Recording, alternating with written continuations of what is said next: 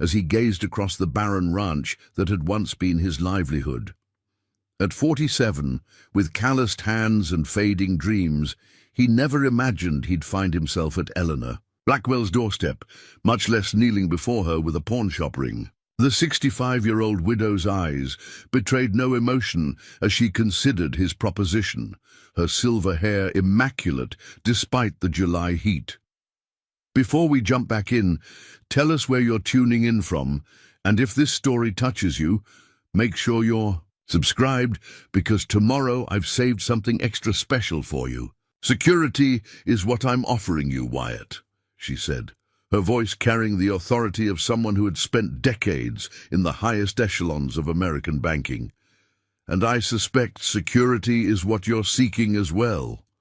Little did Wyatt know that beyond Eleanor's calculated exterior and the imposing walls of her Victorian mansion lay secrets that would transform his desperate gamble into something far more consequential than he ever bargained for.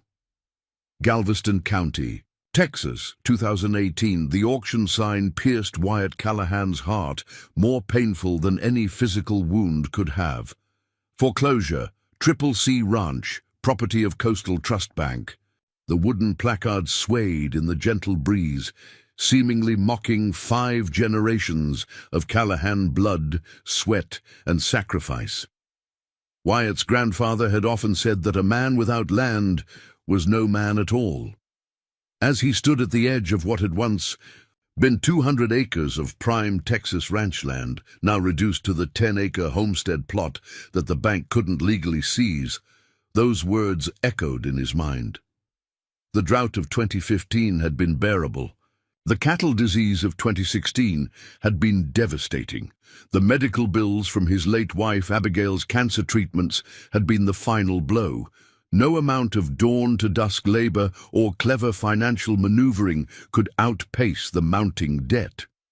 When Coastal Trust Bank finally called in the loans, there wasn't a damn thing Wyatt could do about it. "Dad, I got the fence line checked," called Luke, his 17-year-old son, approaching on a dusty chestnut quarter-horse. The boy had his mother's gentle eyes, though they'd hardened considerably since her passing 2 years prior. "Eastern section needs work before the storms hit next week," Wyatt nodded, not trusting his voice. Luke didn't deserve this inheritance of debt and diminished prospects. The boy should be thinking about college, not patching fences on a shadow of what their ranch had once been. "Mr. Callahan," a voice cut through his thoughts. Martin Simmons, his former neighbor and now the proud new owner of 100 acres of what used to be Triple C ranch land, approached in his shiny Ford F-350. The truck's immaculate white paint seemed to glow against the dusty landscape. "Simmons," Wyatt acknowledged with the barest civility he could muster.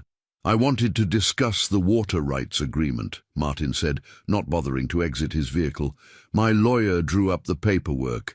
You can keep access to the creek for your personal use." He gestured vaguely toward the modest remaining homestead. "But we'll need exclusive rights for the cattle operation we're expanding." Luke's knuckles whitened around the reins. Wyatt placed a steadying hand on his son's leg. "I'll have my lawyer review it," Wyatt replied, though they both knew he couldn't afford a lawyer anymore. "Don't take too long," Martin said, his artificial smile never reaching his eyes. "Wouldn't want to make things difficult." As the truck disappeared in a cloud of dust, Luke spat on the ground. "How can he act like that? He knew Mom. Came to her funeral, for God's sake." "Business is business, son," Wyatt said, though the words tasted like ash in his mouth. "Let's get back to the house. We've got options to weigh," but they didn't, not really. The kitchen table that had hosted countless Callahan family meals now served as the stage for their financial ruin. Bills were sorted into piles, immediately due, overdue, and collection notices. The electric company's final warning glared in red ink. The property tax notice wasn't far behind. "We could sell Mom's jewelry," Luke suggested, though they both knew Abigail's modest pieces had already been sold to cover the last round of medical bills. "I could drop out, get a full-time job in town," he added, a suggestion that had become a weekly refrain. "You're graduating next spring, and that's final." Wyatt said firmly. "Your mother would haunt me till my dying day if I let you quit school." The mention of Abigail softened the tension, as it always did. Her photograph watched over them from the mantel, her smile frozen in time before illness had claimed her. "There's the Carson Ranch job," Wyatt finally said, referring to a position. He'd been offered as a hired hand. The pay was insulting for a man of his experience, but beggars couldn't be choosers. It would mean living on their property during the week. Luke's face fell. "You'd be gone 5 days a week." "We need the income, son." Before Luke could respond, the rumble of an approaching vehicle drew their attention. Through the window, Wyatt spotted a black Lincoln Town car crawling up their dusty drive, a vehicle so out of place it might as well have been a spaceship. "Are you expecting someone?" Luke asked. Wyatt shook his head, already dreading another bank representative or lawyer bearing more bad news. The car stopped with precision, and the rear door opened to reveal a woman in her mid-60s dressed in a tailored navy suit despite the Texas heat. Her silver hair was styled in an elegant bob, and she carried herself with the confidence of someone accustomed to command. "Mr. Callahan?" she called out, her voice clear and authoritative. "I'm Eleanor Blackwell. I believe we have business to discuss." The name hit Wyatt like a physical blow. Eleanor Blackwell, the majority shareholder and board chairwoman of Coastal Trust Bank, the very institution that had foreclosed on most of his family's land. "Luke, go check on the generator," Wyatt said quietly. "But Dad—" "Now, son." With reluctance, Luke retreated toward the barn, casting suspicious glances over his shoulder. Wyatt stepped forward, consciously aware of his worn jeans and sweat-stained work shirt. "Miss Blackwell didn't expect the bank to send its chairwoman to handle a small-time foreclosure." If his bitterness bothered her, she didn't show it. "May we speak inside, Mr. Callahan? The heat doesn't agree with me."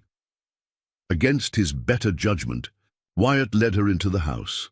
Eleanor Blackwell surveyed the modest ranch home with unreadable eyes, taking in the worn furniture and family photographs. "Coffee?" he offered, more out of ingrained hospitality than genuine welcome. "No, thank you." She placed her leather portfolio on the kitchen table, carefully moving aside the stack of bills. "I've reviewed your file personally, Mr. Callahan." "Have you now?" Wyatt remained standing, unwilling to give her the satisfaction of seeing him seated across from her like a supplicant. "Your situation is, unfortunately, common these days. Family operations squeezed by corporate agriculture, unexpected medical expenses, insufficient insurance coverage." She spoke clinically, as if discussing theoretical economic models rather than the ruins of his life. "If you've come to offer a payment plan, I'm afraid that ship has sailed," Wyatt said. "Your bank made that clear enough." Eleanor's precisely manicured fingers tapped against her portfolio. "I'm not here about a payment plan. I'm here about a proposition of more personal nature." For the first time, Wyatt detected something beneath her professional exterior, a hesitation, perhaps even vulnerability. "I don't follow." "I'm aware of your reputation, Mr. Callahan. 20 years on the board of the Cattlemen's Association, former county commissioner, respected, even by those who foreclosed on your property." Wyatt shifted uncomfortably. "What's your point?" "My point is that I find myself in need of someone with your character." She met his eyes directly. "I require a husband, Mr. Callahan." The statement hung in the air between them, so absurd that Wyatt initially thought he'd misheard. What now? A husband, on paper primarily, though appearances would need to be maintained. Her tone remained businesslike. "In return, I would ensure financial security for you and your son." Wyatt barked out a laugh, certain this was some elaborate joke. "Lady, I don't know what game you're playing." "This is no game," Eleanor interrupted, sharply. "I am dying, Mr. Callahan." The blunt declaration silenced him. Preparing and narrating this story took us a lot of time, so if you're enjoying it, subscribe to our channel. It means a lot to us. Now back to the story. Pancreatic cancer. 6 months, possibly a year with aggressive treatment. She delivered. This news, with the same detachment she might announce quarterly earnings.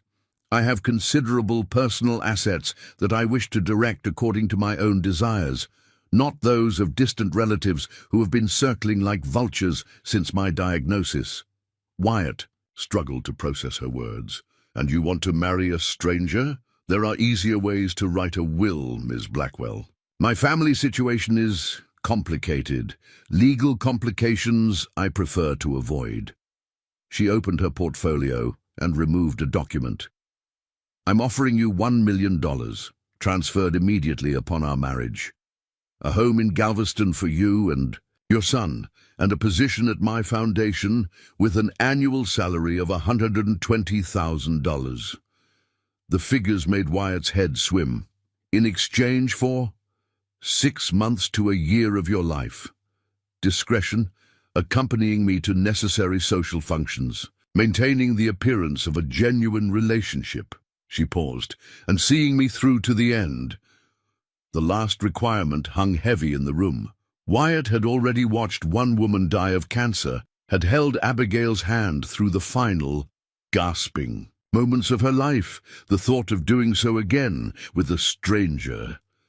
Why me? He finally asked. Something in Eleanor's expression softened marginally. As I said, your reputation. I need someone honorable, Mr. Cowhand. Someone who, despite financial desperation, won't be tempted to accelerate my departure once the financial arrangements are complete. The implication was clear enough, and oddly, it made more sense than her initial proposal. A wealthy, dying woman would indeed need to be careful about opportunistic suitors. And your bank, the one foreclosing on my family's land? I'm retiring from the board effective next month, due to my health. But I could ensure certain considerations. For your remaining property, she closed her portfolio. I don't expect an answer today. Consider it carefully. Discuss it with your son if you wish. She extracted a business card and placed it on the table. My private number. I'll require your decision within 3 days. As abruptly as she had arrived, Eleanor Blackwell prepared to depart. At the door, she paused. Your wife? I understand she passed from cancer as well. Wyatt stiffened. Yes.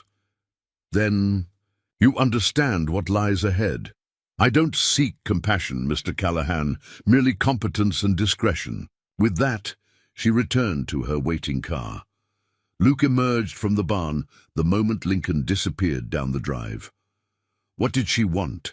Wyatt stared at the business card in his hand, still struggling to believe the conversation had been real. Nothing that makes a lick of sense, son. That night, after Luke had gone to bed, Wyatt sat on the porch with a glass of whiskey and his wife's photograph. The proposition was preposterous. Marrying a stranger, a dying woman for money. It smacked of everything his father had taught him to despise. Taking the easy way out, selling oneself, abandoning dignity for dollars. What would you do, Abby? He whispered to the photographer. His wife's frozen smile offered no answers. The practical considerations were undeniable. Luke could finish high school without worry, go to college without crushing debt. The CCC might be mostly gone, but they wouldn't lose everything. And a dying woman would have someone at her side, rather than alone among wolves disguised as family. Sleep eluded him that night, and the next. On the third day, with Eleanor's deadline looming, he found Luke studying college brochures by flashlight, the electricity having been shut off that morning. University of Texas, his son said sheepishly when caught. Their agricultural program is supposed to be the best, just dreaming, I guess. Something broke in Wyatt then. His pride versus his son's future was no contest at all. The wedding was a civil affair at the Galveston County Courthouse, with only Luke and Eleanor's attorney as witnesses. Eleanor wore a cream-colored suit, Wyatt his one decent pair of slacks, and a borrowed tie. No rings were exchanged until Wyatt, in a moment of unexpected sentimentality, purchased a simple gold band from a pawn shop across the street. "For appearances," he explained awkwardly. Eleanor seemed momentarily taken aback, but allowed him to slide the ring onto her finger. Within a week, they had relocated to Eleanor's Galveston mansion, a sprawling Victorian overlooking the Gulf. Luke was enrolled in the city's most prestigious private school, and Wyatt found himself husband to one of Texas's wealthiest women, with a closet full of tailored clothes and a bank account that had instantly resolved all his most pressing financial concerns. The mansion operated with clockwork precision under the management of Eleanor's staff, a housekeeper, a cook, a groundskeeper, and a personal nurse who attended to Eleanor's increasing medical needs. Wyatt was given an office in the East Wing to manage his newfound responsibilities at the Blackwell Foundation, though it soon became apparent that his role there was largely ceremonial. His and Eleanor's interactions were cordial but distant. They maintained separate bedrooms on opposite ends of the second floor. They had breakfast together most mornings, making polite conversation about foundation matters or current events. Eleanor never complained about her declining health, though. Wyatt noticed the increasing frequency of her doctor's visits and medication regimen. It was a transaction, nothing more. Until the night, Wyatt heard the muffled sounds of distress coming from Eleanor's suite. He found her in her bathroom, trembling violently, clutching the marble countertop as waves of pain assaulted her. The nurse was off duty, and Eleanor had apparently been too proud to call for help. Without thinking, Wyatt lifted her into his arms, surprised at how light she felt, and carried her to her bed. He administered the pain medication according to the detailed instructions left by her nurse, then sat beside her until her breathing steadied. "You should have called for me," he said quietly. Eleanor's usual composure was stripped away by pain and medication. "I didn't wish to be a burden. That wasn't our arrangement. Our arrangement includes seeing you through to the end," Wyatt reminded her, echoing her own words from their first meeting. "That means the hard parts, too." Something shifted between them that night. Not romance. They were both too pragmatic, too shaped by life's hard edges for such sentimentality. But a partnership of sorts began to form. Wyatt started accompanying Eleanor to her treatments, learned from her nurses how to manage her care, and found himself genuinely concerned with her comfort and dignity. In turn, Eleanor revealed more of herself. She shared stories of her rise through the male-dominated banking industry of the 1970s and 80s, the marriage she had ended when her husband had demanded she choose between family and career, the daughter who had cut ties decades ago. "Emily was 19 when she left," Eleanor confided one evening as they sat on the veranda overlooking the Gulf. "She couldn't forgive me for choosing the bank over her father. Perhaps she was right not to." "Have you tried to find her?" Wyatt asked. "Many times. She made it clear she wanted no part of me or my money." A wistful smile crossed Eleanor's face. "She has her father's righteousness and my stubbornness." As summer turned to fall, Eleanor's condition deteriorated more rapidly than her doctors had predicted. She began to use a wheelchair, then became largely confined to her bed. Wyatt took to reading to her in the evenings. Hemingway and Steinbeck, authors whose straightforward prose appealed to them both. One night, as a storm lashed the Gulf Coast, Eleanor seemed particularly contemplative. "There are papers in my study," she said suddenly, "in the safe behind the Hopper painting. The combination is 1842-7. Wyatt set down the book. "Eleanor, you should know where they are," she insisted. "And there's something else. Something I haven't been entirely truthful about." Before she could continue, a violent coughing fit seized her. By the time Wyatt had helped her drink some water and the episode had passed, exhaustion had overtaken her, and whatever revelation she had intended remained unspoken. The next morning, Eleanor was rushed to the hospital after losing consciousness during breakfast. Wyatt and Luke maintained a vigil in the private room, secured by Eleanor's considerable influence. The doctors spoke in hushed, grave tones about accelerated progression and limited options. 3 days later, with Eleanor still unconscious and attached to various machines, Wyatt remembered her words about the safe. "I need to check something at the house," he told Luke. "Will you be all right here for a couple of hours?" His son, who had developed an unexpected fondness for his step-grandmother during their brief months together, nodded solemnly. "She squeezed my hand earlier. I think she knows we're here." The mansion felt eerily quiet without Eleanor's presence. Wyatt made his way to her study, a room he'd rarely entered, respecting her private domain. The Hopper painting depicted a solitary woman gazing out a window toward a distant horizon. Carefully, he removed it to reveal the wall safe behind. The combination worked on the first try, 1842-7. Inside, he found several folders of legal documents, investment portfolios, and a sealed envelope with his name written in Eleanor's precise handwriting. Wyatt opened it with unsteady fingers and began to read, "Wyatt, if you're reading this, I've either told you about these documents or circumstances have forced their discovery. There are aspects of my financial situation that I have not disclosed to you or to anyone else for many years. What you know of my wealth, the mansion, the foundation, my position at the bank, represents only a fraction of my actual holdings. The documentation in this safe details investments, accounts and assets totaling approximately $87 million held through a complex structure of trusts and offshore entities. These arrangements were initially created for tax purposes, but over time became my insurance against those who might seek to control or exploit me during my final illness. Not even my attorneys are aware of the full extent of these holdings.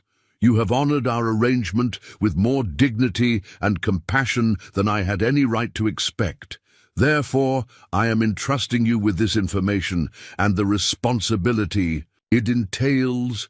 The letter continued with detailed instructions about accounts and contacts, names and locations Wyatt had never heard of. His head spinning, he carefully returned the letter to its envelope and sat heavily in Eleanor's leather chair. $87 million. A fortune hidden behind the already considerable wealth she had displayed to the world.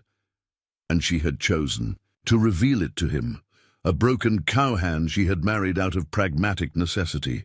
The implications were staggering, the responsibility overwhelming. Wyatt wasn't sure whether to feel honored by her trust or trapped by it. As the gravity of Eleanor's disclosure settled over him, the phone rang, shattering the silence.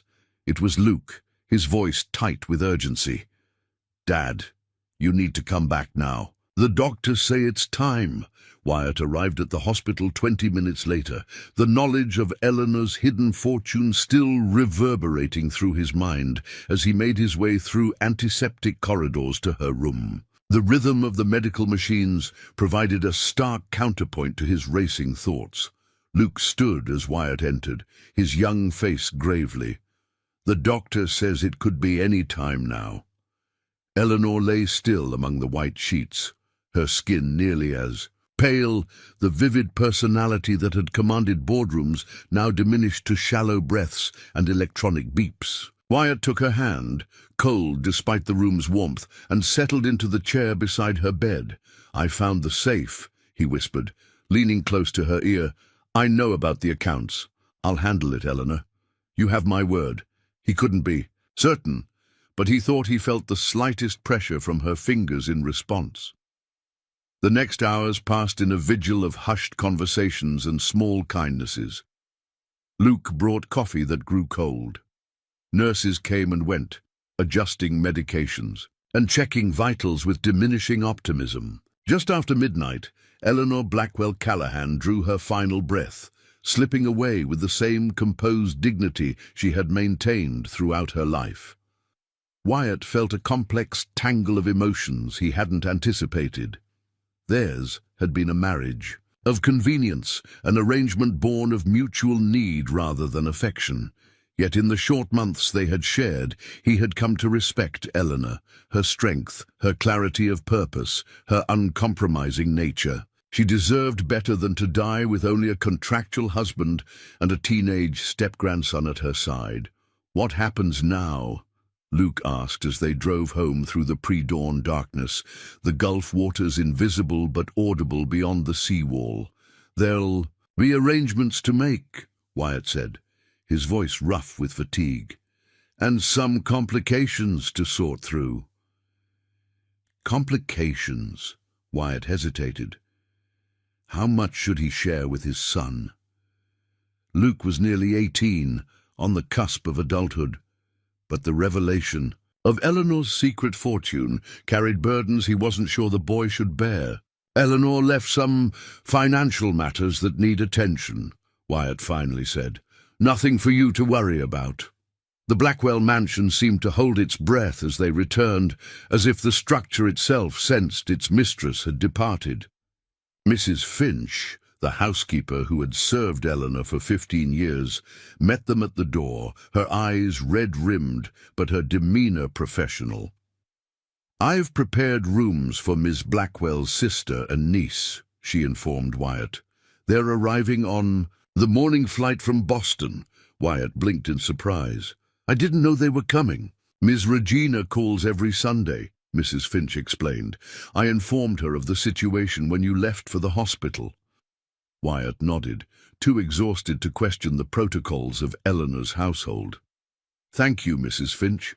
We'll be down later."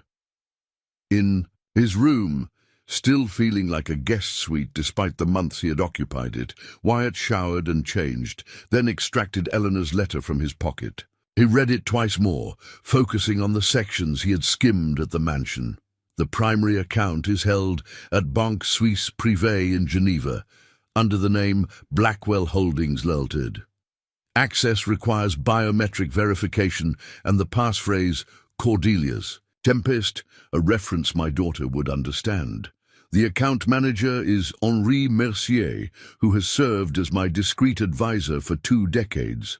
Secondary accounts exist at financial institutions in the Cayman Islands, Singapore, and Liechtenstein. Details are in the accompanying documents. I have left legally binding instructions that these assets are to be distributed as follows: 40% to the Emily Grace Blackwell Trust, 30% to the Blackwell Foundation's endowment, 20% to you personally, and 10% to be used at your discretion. The Emily Grace Blackwell Trust presents the greatest challenge. It was established for my daughter, who, as you know, has refused all contact for 23 years. The trust cannot be accessed without her signature, and she cannot be forced to accept it. Finding her and convincing her to accept her inheritance while respecting her autonomy will require delicacy I fear my family lacks. This is why I have chosen to entrust you with this knowledge, Wyatt. In our brief time together, you have demonstrated an integrity and compassion that leads me to believe you will handle this responsibility appropriately. Wyatt folded the letter carefully and secured it in his wallet. The responsibility Eleanor had placed on him was enormous, not just the management of a fortune he could barely comprehend, but the reconciliation of a long-estranged mother and daughter. He had barely slept when Mrs. Finch knocked at his door, shortly after 9, informing him that the Blackwell ladies had arrived and were waiting in the drawing room. Regina Blackwell Harrington bore a striking resemblance to Eleanor, the same silver hair, the same aristocratic bearing, though her face lacked the character that experience had etched into her sister's. Beside her, Meredith Harrington Pierce, a woman in her early 40s with a strand of pearls and an expression of perpetual dissatisfaction, sat ramrod straight on the antique settee. "Mr. Callahan," Regina acknowledged coolly. "How unexpected." "This all is, ma'am," Wyatt replied, finding no suitable response to her implied criticism.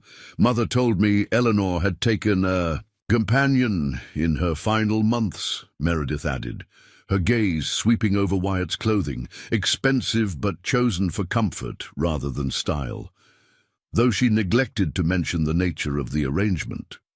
"We were married 3 months ago," Wyatt said simply, refusing to be baited. "I'm sorry for your loss." Regina's lips thinned. "Yes, well, we've been in touch with Eleanor's attorneys. They'll be here this afternoon to discuss the will and funeral arrangements.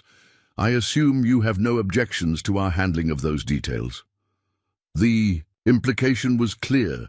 He was an interloper, a fortune hunter who had latched onto a dying woman.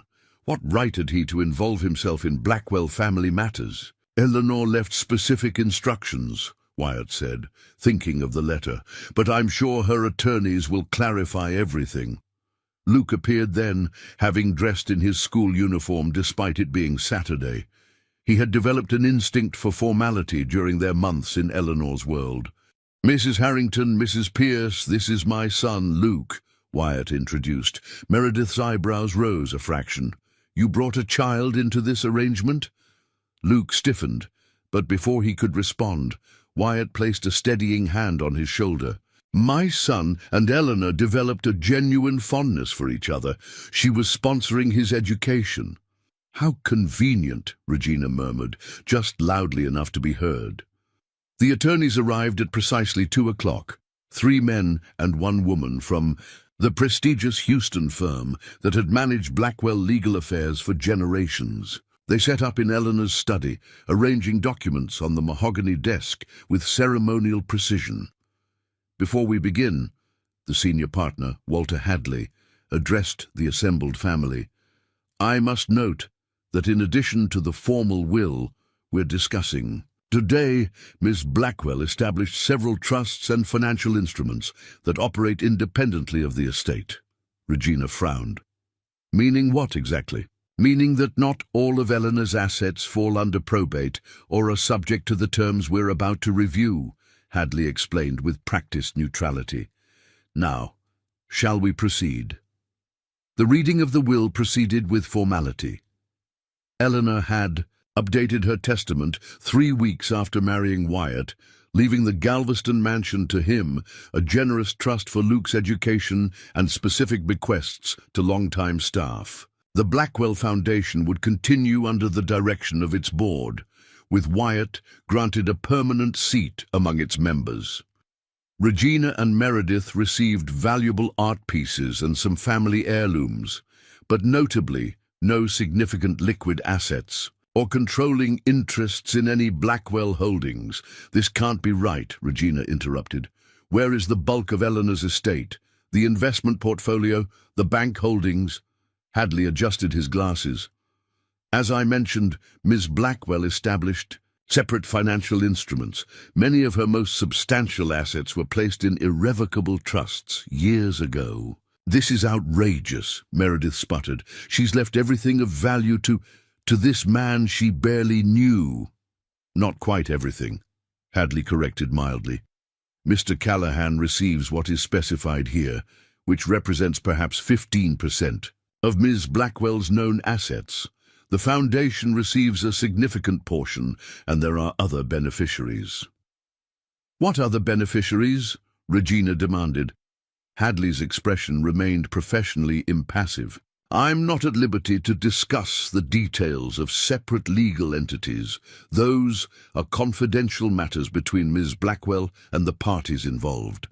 The meeting deteriorated rapidly after that, with Regina threatening legal challenges and Meredith making thinly veiled accusations of undue influence. Wyatt remained silent, aware that the true extent of Eleanor's wealth, the secret accounts detailed in her letter, dwarfed even what the attorneys knew about.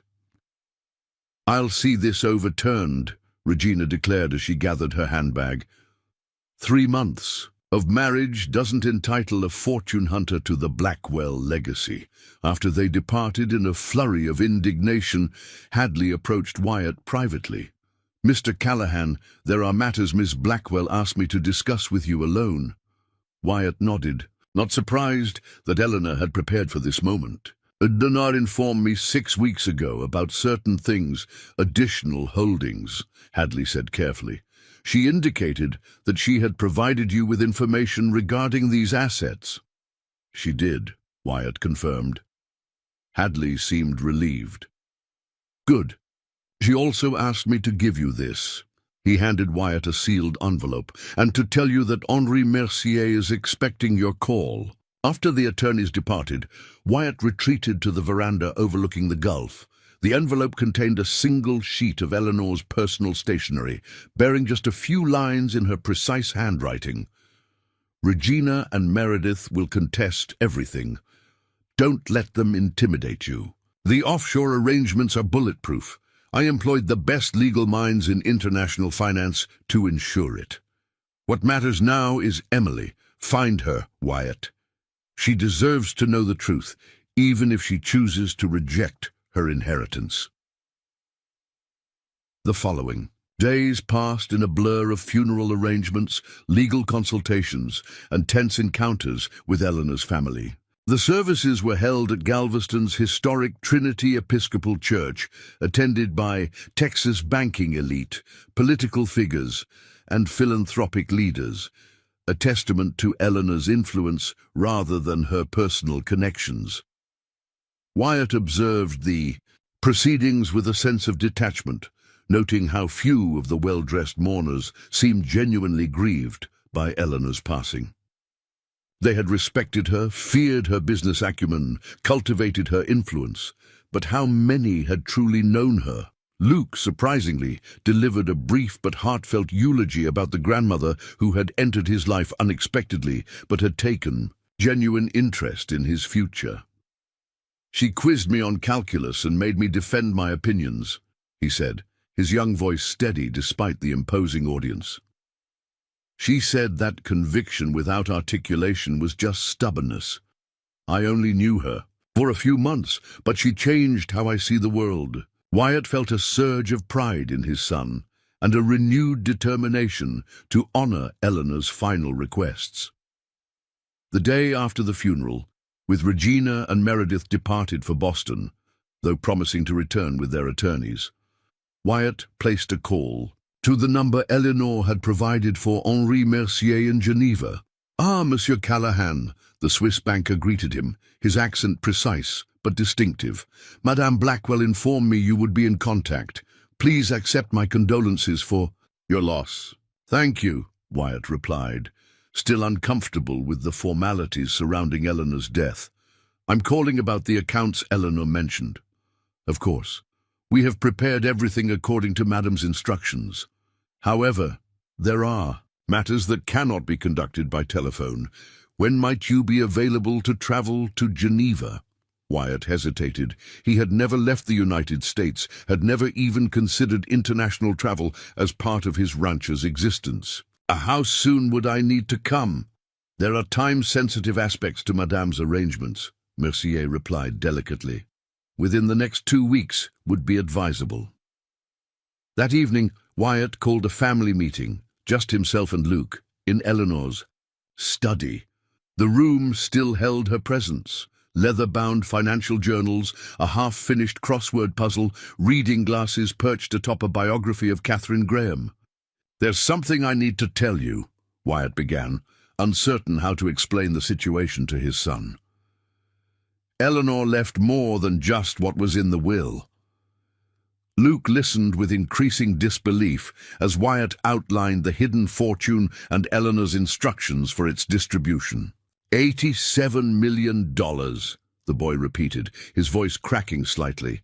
"And no one knows about it?" "No one except us, her banker in Switzerland, and possibly her attorneys," Wyatt confirmed. "And I need to go to Geneva to handle it."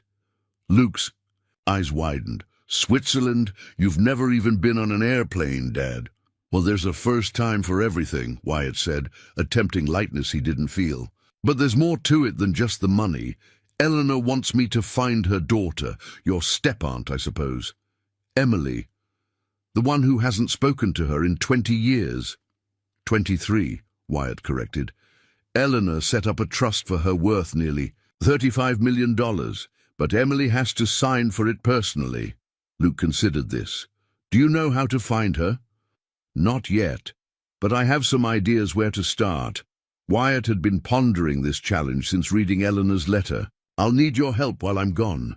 Mrs. Finch will stay on, but you'll need to keep an eye on things. Regina and Meredith are likely to cause trouble. Luke straightened, clearly pleased to be entrusted with adult responsibility. I can handle it, Dad. 3 days later, Wyatt Callahan, who had never ventured further than New Orleans in his 47 years, boarded a first-class flight to Geneva with a new passport, a tailored suit, and documentation for banking transactions beyond his comprehension. The 13-hour journey gave him ample time to reflect on the bizarre turn his life had taken. A year ago, he had been a desperate rancher facing financial ruin, with nothing to offer his son but diminishing prospects and mounting debt. Now he was executor of a secret fortune, responsible for fulfilling the final wishes of a woman who had entered his life as a business proposition, but had departed as something closer to a friend. Geneva greeted him with alpine efficiency. A driver from Banque Suisse Privé met him at the airport, conveying him through immaculate streets to a discreet building near the lake. Nothing on the structure's limestone facade identified it as one of Switzerland's most exclusive private banks. Henri Mercier met him in a wood-paneled conference room overlooking Lake Geneva. The banker was exactly as Wyatt had imagined, silver-haired, impeccably dressed, with the measured movements of someone who had spent decades handling other people's fortunes. Monsieur Callahan, welcome. Mercier extended his hand. Madame Blackwell spoke highly of you. She did? Wyatt couldn't hide his surprise. A slight smile touched Mercier's face. Indeed. She said you were the most honest man she had met in decades of banking. High praise from someone of Madame's discernment. The biometric verification Eleanor had mentioned involved fingerprint and retinal scans, followed by a series of verification, questions only Wyatt would know the answers to. Finally, Mercier asked for the passphrase. Cordelia's Tempest, Wyatt provided. Mercier nodded approvingly. Excellent. Now we may proceed. What followed was a masterclass in international finance. Mercier walked Wyatt through the structure Eleanor had created, a primary holding company in Switzerland, subsidiary trusts in the Cayman Islands, real estate investments channeled through Liechtenstein, and commodity holdings in Singapore. Complexity was dizzying.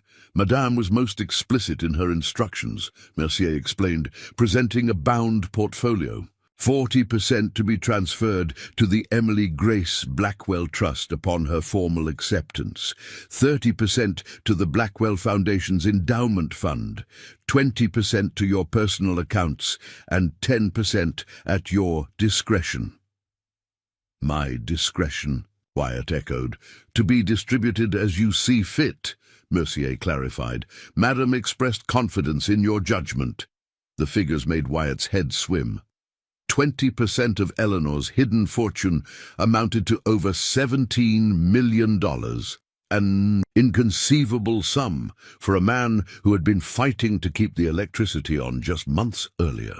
There is one other matter, Mercier added, sliding a final document across the polished table. Madame Blackwell's personal effects from her safe deposit box here. She left specific instructions that these were to be given directly to you.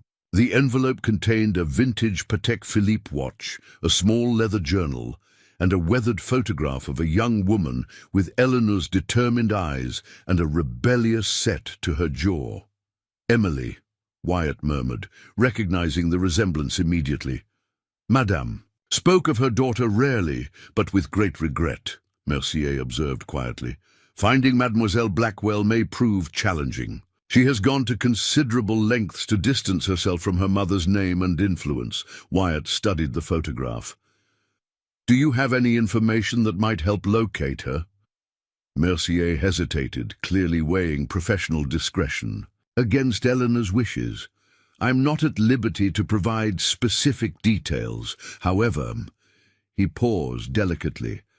Madame occasionally requested discreet inquiries about her daughter's welfare. My last report, approximately 18 months ago, indicated that Mademoiselle Emily was teaching literature at a small college in the Pacific Northwest of your country. It wasn't much, but it was a starting point. Wyatt carefully secured the photograph and other items in his breast pocket. The remainder of his time in Geneva was spent executing the necessary transfers and establishing his authority over the accounts Eleanor had entrusted to him. By the time he boarded his return flight 3 days later, the Blackwell Foundation's endowment had quietly increased by $26 million, and Wyatt Callahan, former struggling rancher, had become a multimillionaire. But the most difficult task still lay ahead. Somewhere in the Pacific Northwest, a woman who had spent 2 decades avoiding her mother's wealth and influence was about to receive an unexpected visitor and a complicated inheritance.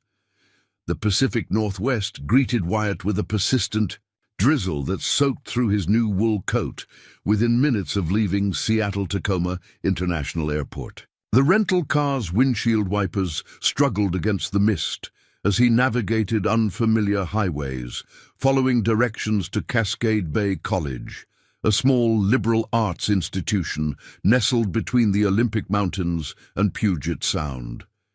He had spent the week since returning from Geneva researching Emily Grace Blackwell. The task proved challenging. She had apparently scrubbed her digital footprint meticulously. No social media presence, no professional profiles. Eventually, cross-referencing Henri Mercier's information with academic databases yielded a single result. Dr. E.G. Blake, Associate Professor of American Literature at Cascade Bay College. The campus emerged from the fog like something from another world. Ivy-covered brick buildings and towering evergreens, creating a scene utterly foreign to Wyatt's Texas sensibilities. He parked in a visitor's space, consulted the campus map on his phone, and made his way toward the English department. The administrative assistant, a young man with horn-rimmed glasses and an air of perpetual distraction, glanced up as Wyatt entered. "Can I help you?" "I'm looking for Professor Blake," Wyatt said, removing his damp hat. "Dr. E.G. Blake. Do you have an appointment?" "No, but it's a personal matter. Family business."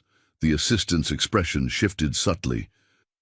"Dr. Blake doesn't see unscheduled visitors. She's quite strict about her office hours, which ended at noon today." He glanced at the wall clock, which read 2:17 p.m. Wyatt maintained a calm exterior despite his frustration. He had flown nearly 2,000 miles on what might be a wild goose chase. He couldn't afford to be turned away by an officious secretary. "I've come from Texas," he said, placing a business card on the desk. Eleanor's attorneys had created them for him, bearing the Blackwell Foundation logo and his new title, Executive Trustee. "It's regarding an inheritance matter. Quite urgent." The assistant studied the card with new interest. "I suppose I could check if she's still in the building."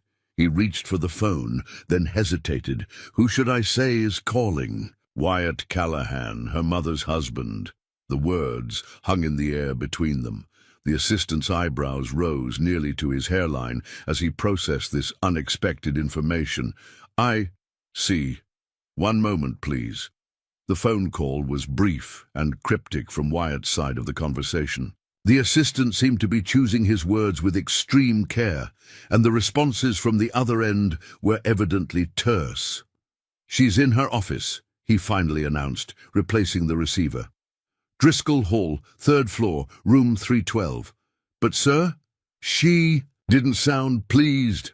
Wyatt nodded his thanks and made his way across the rain-soaked campus. Driscoll Hall proved to be the oldest building on the grounds, with narrow corridors and uneven wooden floors that creaked underfoot. Room 312 bore a simple nameplate.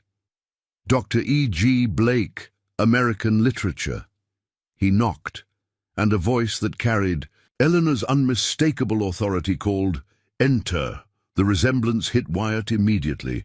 Emily Grace Blake, formerly Blackwell, had her mother's piercing gaze and regal posture, though her hair was a rich chestnut rather than Eleanor's silver. She sat behind a desk crowded with student papers and well-worn books, wearing a cable-knit sweater and an expression of barely concealed hostility. "Mr. Cowhand," she acknowledged coolly, "you have 2 minutes to explain why you're here before. I call campus security." Wyatt remained standing, sensing that taking a seat without invitation would only antagonize her further. "Your mother passed away 2 weeks ago," he said directly. "I'm sorry to bring such news." If Emily felt any emotional response to this information, she masked it expertly. "I'm aware. It made the national financial press. What I'm not clear on is why her final husband has tracked me down." The emphasis she placed on final carried volumes of judgment. "Eleanor left specific instructions," Wyatt explained, "regarding your inheritance." A harsh laugh escaped. "Her? Of course she did. Let me guess, strings attached, conditions to be met, public reconciliation. That would be her style." "No conditions," Wyatt countered calmly. "Just trust in your name. 40% of her personal fortune, but it requires your signature to access." "I'm not interested in her money," Emily said flatly. "I made that clear 23 years ago, and my position hasn't changed." "You've wasted your trip, Mr. Cowhand." Wyatt reached into his jacket and withdrew the items from Eleanor's Swiss safe deposit box, the vintage watch, the leather journal, and the photograph. He placed them carefully on the edge of Emily's desk. "She kept these in Geneva," he said quietly, "and she wanted you to have them." Emily's composure faltered slightly as her gaze fell on the items. Her fingers twitched, as if fighting the impulse to reach for them. "The 2-minute warning has expired, Mr. Cowhand," she said, though she made no move toward the phone. "Why are you really here? What do you want from me?" "Nothing," Wyatt answered honestly. "I made a promise to your mother that I'd find you and inform you of your inheritance. What you do with that information is entirely your choice." Emily studied him with the same analytical intensity Eleanor had often displayed. "You're not what I expected." "I rarely am," Wyatt acknowledged with a faint smile. "How did you find me?" The question held genuine curiosity beneath its sharp delivery. "With difficulty. You've been thorough about covering your tracks, for good reason." She leaned back in her chair, making a decision. "I have a class in 20 minutes. If you're still interested in a conversation, I finish at 4:30. There's a coffee shop across from the north entrance to campus, Gilbert's." It was more than Wyatt had realistically hoped for. "I'll be there." Gilbert's Coffee proved to be a cozy establishment catering to the college crowd. Mismatched furniture, local art on the walls, and the rich aroma of specialty brews. Wyatt claimed a quiet corner table and ordered a simple black coffee, feeling conspicuously out of place among the students with their laptops and professors grading papers. Emily arrived precisely at 4:45 p.m., still carrying her academic demeanor like armor. She had, however, brought the items from her mother's safe deposit box, which now peeked from her leather messenger bag. "You're still here," she observed, setting down her things and ordering a chai latte from the passing barista. "Persistence must run in the family." "Not family by blood," Wyatt corrected mildly. "No, just by legal document." Emily's tone remained acerbic, but some of the earlier hostility had faded. "So tell me, Mr. Cowhand, how exactly did you come to marry my mother?" The society pages were rather vague on those details. Wyatt saw no reason for anything but honesty. "She offered me a business proposition when I was about to lose my ranch. Financial security in exchange for marriage and seeing her through her final illness." Emily blinked, clearly not expecting such frankness. "Well, points for honesty at least." "I don't see much value in lying," Wyatt said, "especially not now." Their conversation was briefly interrupted as the barista delivered Emily's chai. She took a contemplative sip before continuing. "So you married my dying mother for money," she summarized bluntly. And now you're the executor of her estate, tracking down estranged daughters to deliver mysterious inheritances. Wyatt met her gaze steadily. That's a simplified version, but essentially correct. And you've made out rather well in this arrangement, I imagine. Better than I had any right to expect, Wyatt acknowledged. Your mother was generous. Emily's expression darkened. That's new. The Eleanor Blackwell I knew held generosity as a tactical advantage, not a character trait. People change, Wyatt suggested carefully. Do they? Emily's question hung between them, genuinely wondering rather than merely rhetorical. Sometimes, Wyatt said. Your mother spoke of you in her final weeks. She regretted the estrangement, deeply, but not enough to respect my wishes for privacy, apparently, Emily observed, gesturing to his presence across the table. Wyatt considered this. She respected your independence enough not to force a reconciliation while she was alive. But she also believed you deserved your birthright, regardless of past conflicts. Emily's fingers tapped a restless rhythm against her mug. Do you know why I left? She said you couldn't forgive her for choosing her career over your father. A humorless laugh escaped her. That's the sanitized version. The truth is, she destroyed my father. Not physically. She was too sophisticated for anything so crude. She orchestrated his professional ruin when he opposed her vision for expanding Coastal Trust's corporate lending practices. She denied him access to their social circle, froze his assets, and effectively excommunicated him from the world he'd inhabited for decades. Wyatt absorbed this new information, trying to reconcile it with the Eleanor he had known. He drank himself to death over 3 miserable years, Emily continued, her voice tightly controlled, while she ascended to banking royalty, and she expected me to choose her side, to be the dutiful daughter preparing to inherit the Blackwell legacy. Her gaze hardened. I chose differently. I'm sorry, Wyatt said simply, knowing no other response was adequate. Ancient history now, Emily replied, though her expression suggested otherwise. So what exactly am I inheriting? The Blackwell name and all its baggage? $35 million, Wyatt answered directly, give or take, depending on market fluctuations. Emily nearly choked on her chair. Excuse me? Your mother maintained. Separate accounts, unknown to most of her financial advisors. The total was approximately $87 million. 40% is designated for you. That's obscene. Emily set down her mug with deliberate care. And utterly unexpected. The last time we spoke, she threatened to disinherit me entirely. She changed her mind, evidently. Why tell me this in person? Emily asked, her academic mind clearly processing the implications. You could have communicated this information through attorneys. Wyatt considered his response carefully. Eleanor believed you'd reject any approach from her legal team. She thought a human connection might make a difference, and she sent you, her convenient final husband, to make this human connection. Skepticism dripped from Emily's words. I made her a promise, Wyatt said simply, and I keep my promises. Something in his straightforward declaration seemed to reach Emily in a way his previous explanations hadn't. She studied him with renewed interest. You're not from her world at all, are you? Not even close, Wyatt confirmed. Until 6 months ago, I was a rancher in Texas, trying to hold on to land that had been in my family for generations. And now, you're managing an 8-figure fortune and tracking down reluctant heiresses. Emily's tone carried a hint of grudging respect. Life takes unexpected turns. They lapsed into silence as the coffee shop bustled around them.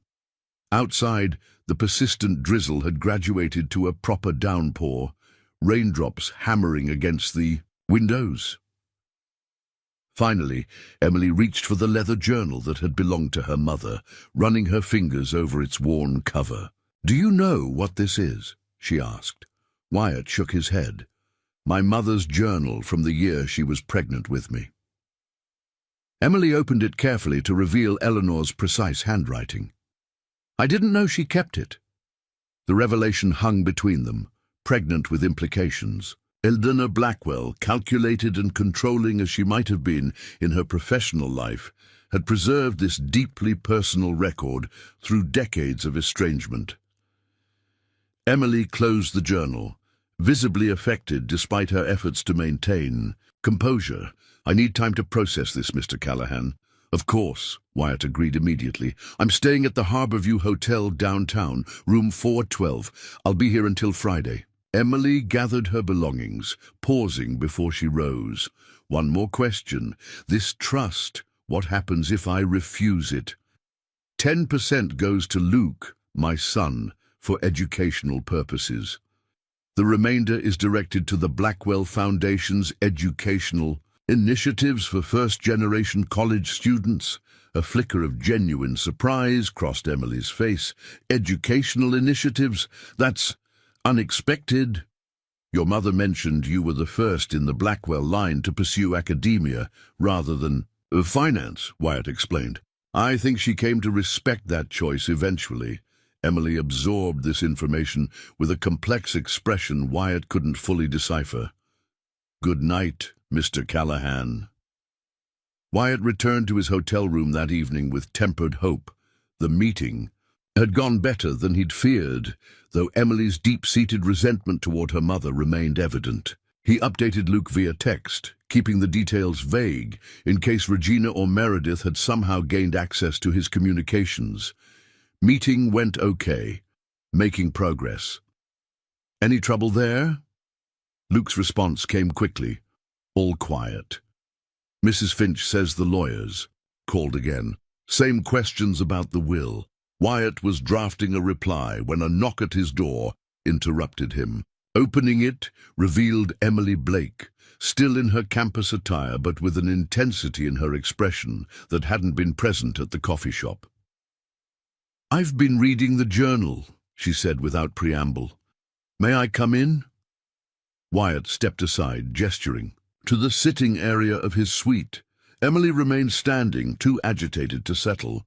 She was afraid, Emily said, clutching the leather journal. Terrified, actually. Not of motherhood. She was methodically preparing for that with typical Blackwell efficiency. She was afraid of becoming her own mother. Wyatt listened, sensing Emily needed to process aloud rather than seek his input.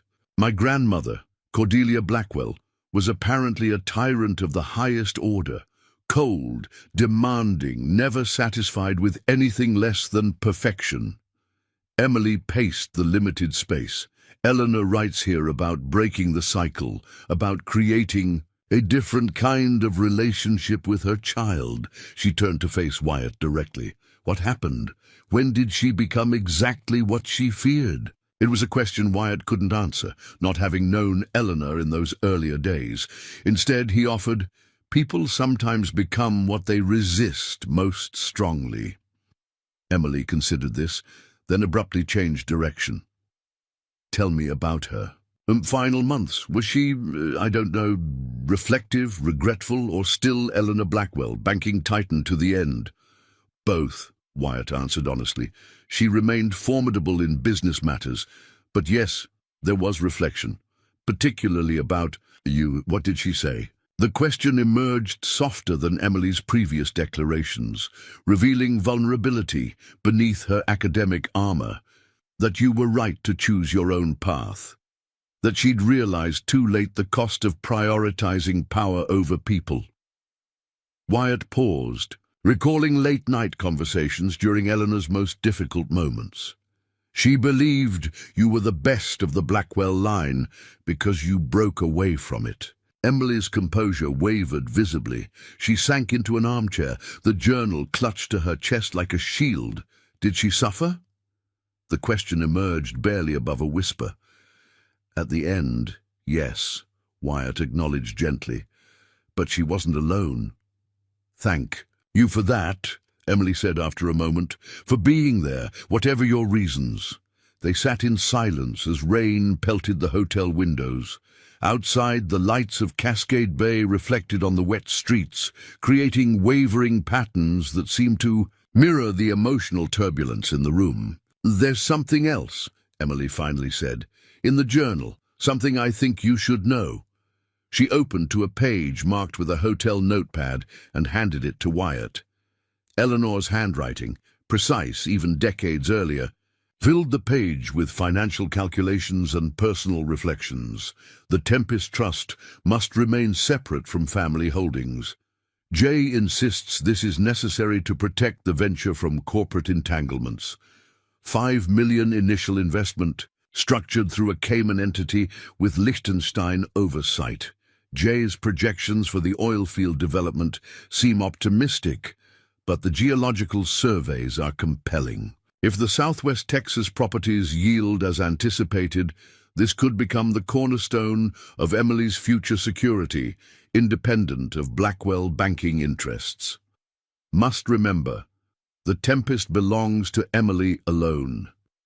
Named for her fascination with the Shakespeare production we attended last spring, her excitement about Miranda's independence from Prospero's control seemed particularly pointed.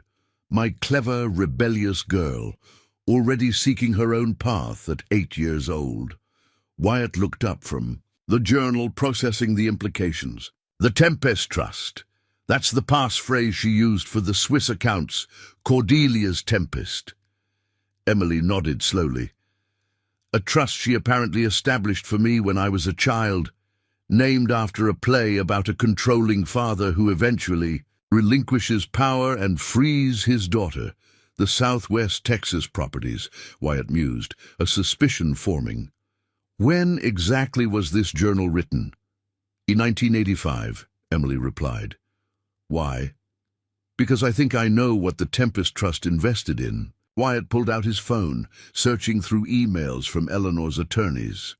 Here, a list of her personal holdings separate from the bank. It includes mineral rights to 30,000 acres in Pecos County, Texas, currently leased to Artemis Energy.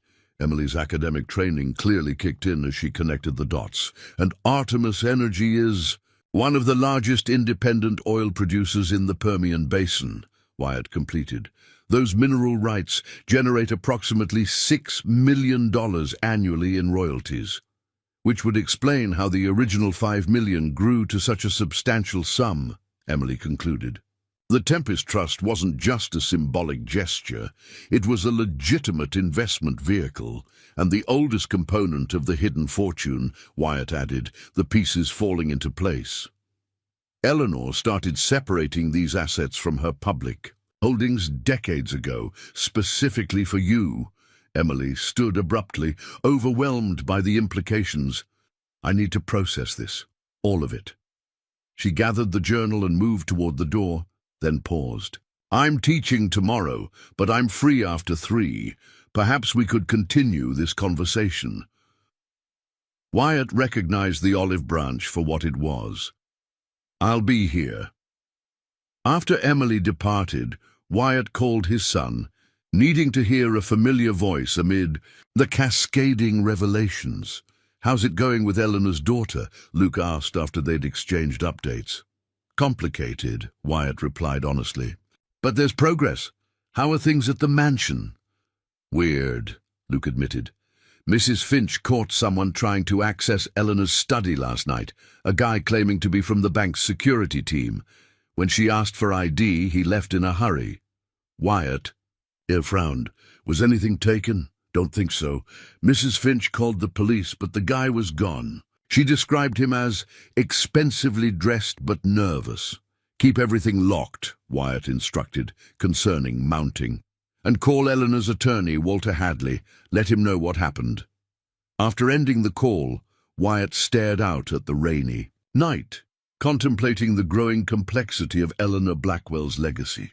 What had begun as a straightforward business arrangement, a marriage of convenience between a desperate rancher and a dying banking matriarch, had evolved into something far more intricate.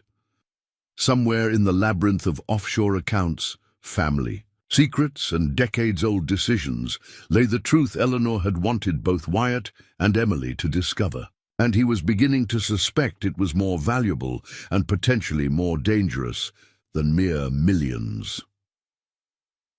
The Cascade Bay rain had finally subsided by the following afternoon, leaving behind a crystalline clarity to the air and stunning views of the Olympic Mountains across the Sound.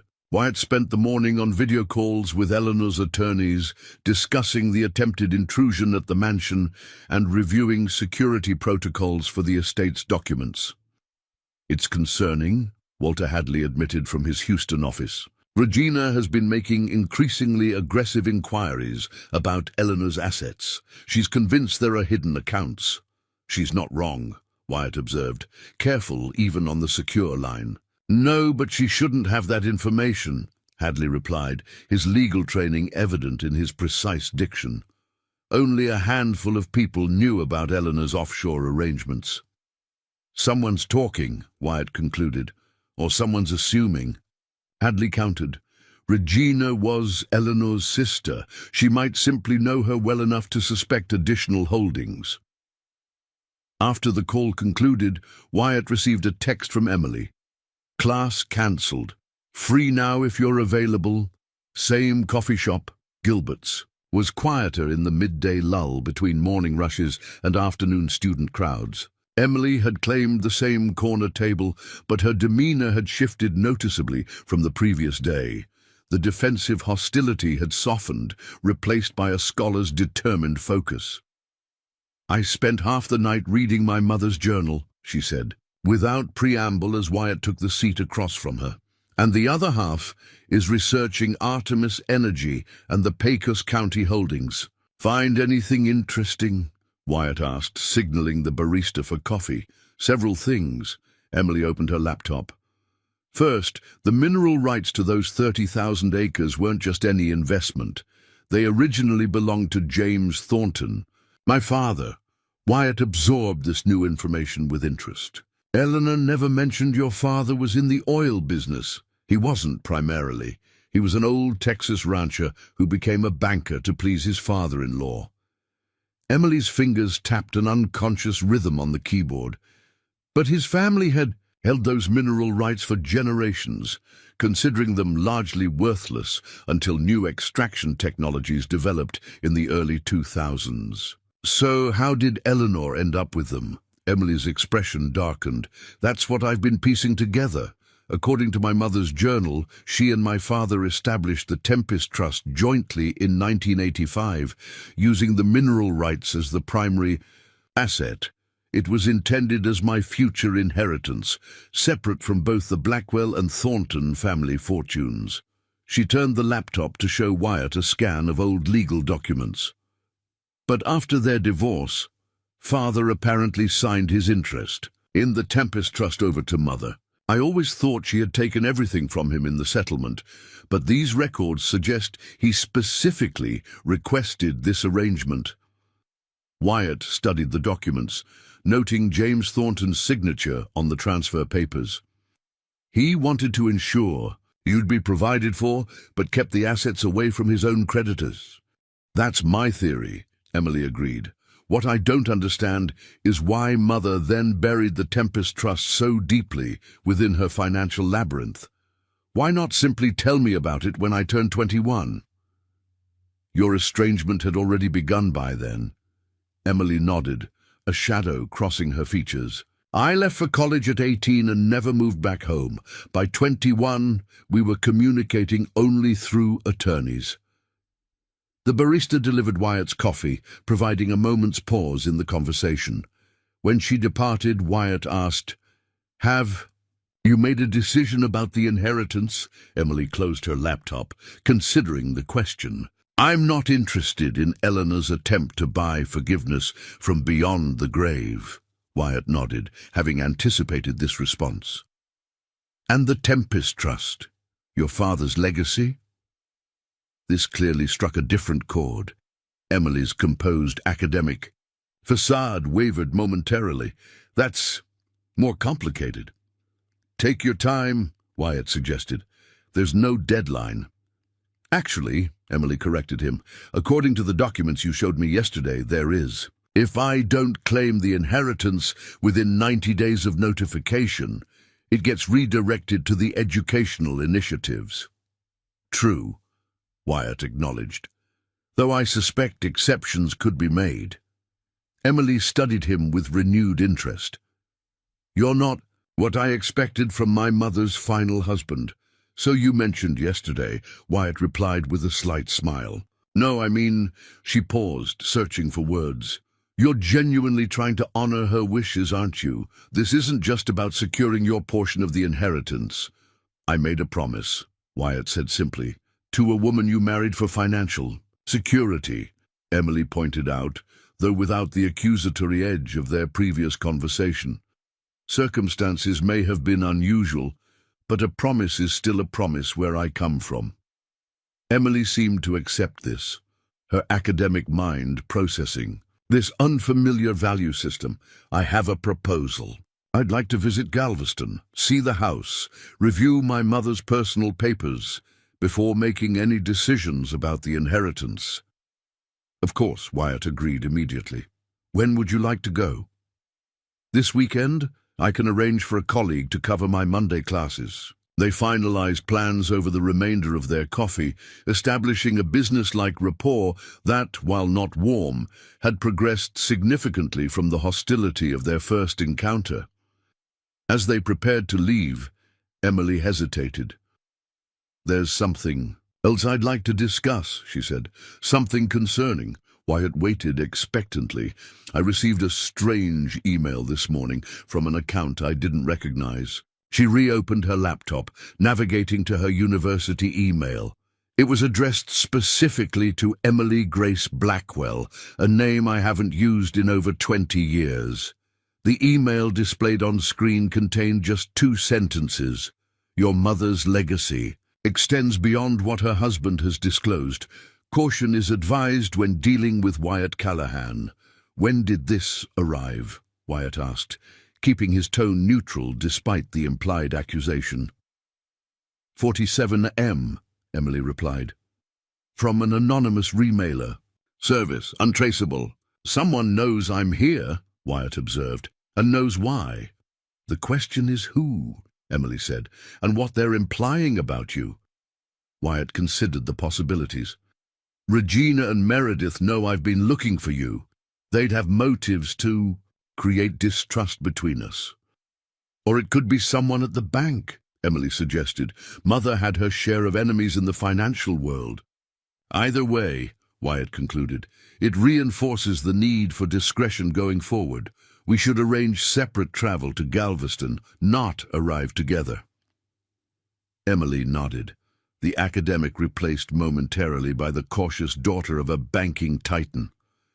I'll book my own flights, and Mr. Callahan, I'll be watching you very carefully. I'd expect nothing less from Eleanor Blackwell's daughter, Wyatt replied, acknowledging both the warning and the compliment embedded within it. The flight back to Texas gave Wyatt ample time to consider the evolving complications. What had begun as a straightforward mission, find Emily, inform her of her inheritance, fulfill his promise to Eleanor, had developed unexpected dimensions.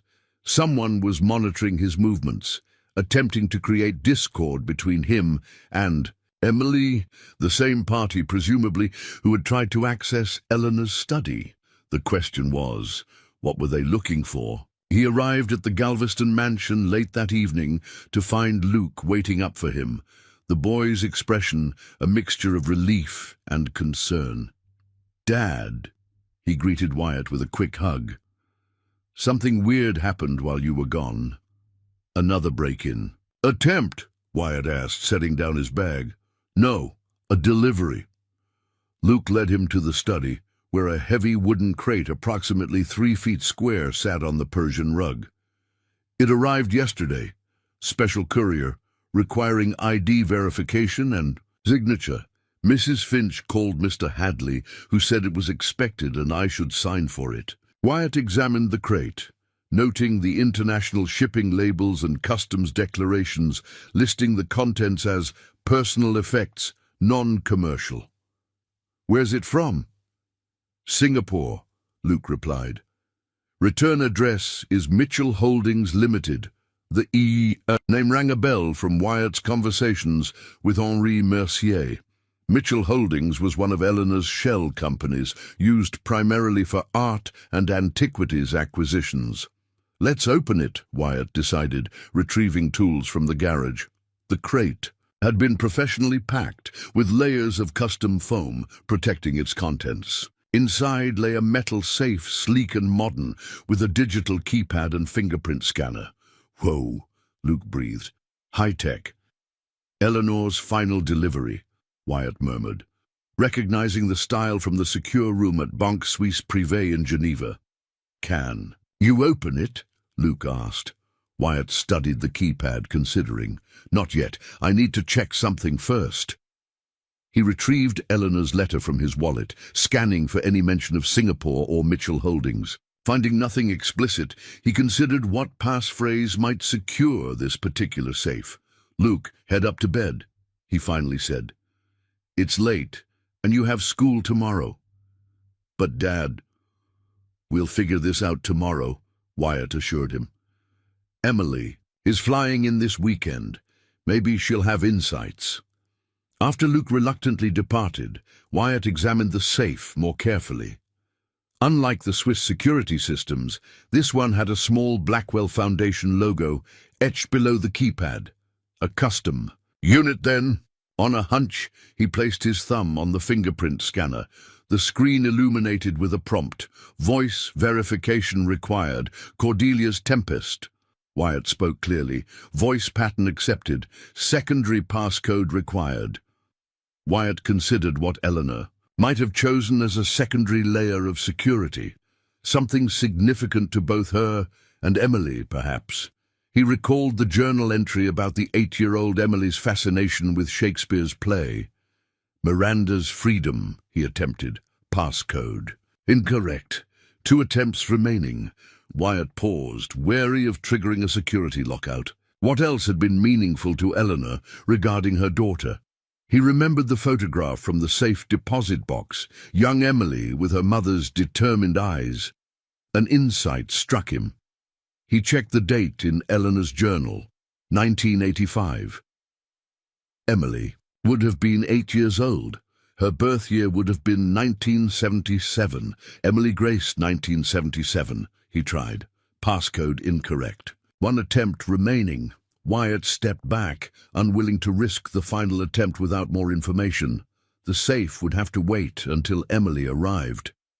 He secured the study and headed upstairs, making a mental note to have additional security measures installed around the house. If someone was interested enough in Eleanor's papers to attempt unauthorized access, this new delivery would only increase their determination.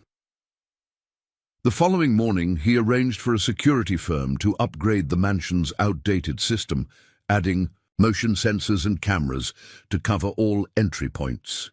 Walter Hadley provided a list of trusted contractors, emphasizing the need for confidentiality. Regina has filed a formal challenge to the will, Hadley informed Wyatt during their call. It's a standard maneuver, claiming undue influence and diminished capacity. Unlikely to succeed, but it will delay the final probate. Is she aware of the separate trusts? Wyatt asked. Not officially, Hadley replied. But her attorneys have requested a complete accounting of all assets, including any undisclosed financial instruments or foreign holdings. Specific language, Wyatt noted. Someone's been talking. Indeed.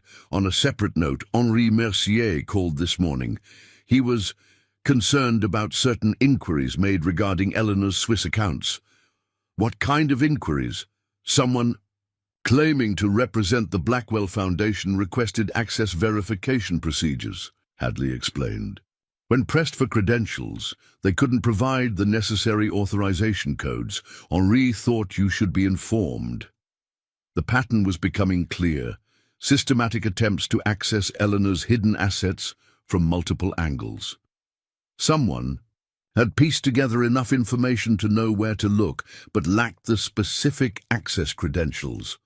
Emily arrived on Saturday morning, having taken a circuitous route through Chicago and Houston to mask her destination. Wyatt sent a driver to collect her from the airport rather than going himself, still mindful of the warning to maintain separation. He greeted her in the mansion's grand foyer, noting her momentary pause as she took in the opulence of her mother's vinyl home. "It's exactly her style," Emily observed, running a hand along the polished banister of the main staircase. "Impressive without being ostentatious. Old money rather than new." She spent more time in her study than any other room, Wyatt offered, leading the way through the house. Said the view of the Gulf helped her think. Emily followed, taking in the surroundings with the analytical eye of someone who had deliberately removed herself from this world. "Who else is here?" "Luke, my son. Mrs. Finch, the housekeeper. Carlita comes in to cook 3 days a week, but she's off weekends. A skeleton staff for a house this size," Emily noted. "Eleanor valued privacy," Wyatt explained, "especially toward the end." They arrived at the study where Luke was reading in one of the leather armchairs. He jumped up as they entered, exhibiting the manners Eleanor had insisted upon during their time together. "Luke, this is Dr. Blake, Eleanor's daughter. Emily, please," she corrected, offering her hand. "Technically, I suppose I'm your step-aunt, which makes me feel positively ancient." Luke smiled, instantly warming to her direct approach. "Eleanor talked about you sometimes, said you were the smart one in the family." Emily's composure faltered momentarily. "Did she?" "Said you had more courage than the rest of the Blackwells." "Combined," Luke confirmed, "for choosing books over banks." A complicated expression crossed Emily's face: surprise, skepticism, and something approaching wistful regret. "That doesn't sound like the Eleanor Blackwell I knew." "People change." Luke echoed his father's earlier sentiment with the straightforward confidence of youth. Wyatt directed their attention to the safe that had arrived from Singapore. "This came while I was in Washington, shipped from one of Eleanor's companies. I tried to open it, but it triggered the security protocols." Emily examined the unit with professional interest. "Cutting-edge biometrics. Mother always did appreciate quality security." She placed her thumb on the scanner experimentally, to everyone's surprise. The screen illuminated. Fingerprint recognized. Emily Grace Blackwell. Voice verification required. Emily's eyebrows rose. "She programmed my prints into her security system? How did she even have my current biometrics?" "Your university ID, perhaps?" Wyatt suggested. "Blackwell Foundation makes regular donations to academic institutions. Access to faculty records wouldn't be difficult to arrange." "Of course," Emily murmured, a mixture of irritation and reluctant admiration crossing her features. "Always 3 steps ahead, even from the grave." Voice pattern recognized. "Secondary passcode required." Emily considered the prompt, then stated clearly, "Prospero's books. Access granted." The safe's door released with a pneumatic hiss, swinging open to reveal its contents: a leather portfolio, a USB drive, and a small velvet box. "How did you know the passcode?" Luke asked, impressed. "The Tempest was the first Shakespeare play I ever saw," Emily explained, carefully lifting the items from the safe. "Mother took me for my 8th birthday. I was fascinated by Prospero, giving up his magical books at the end, surrendering his power.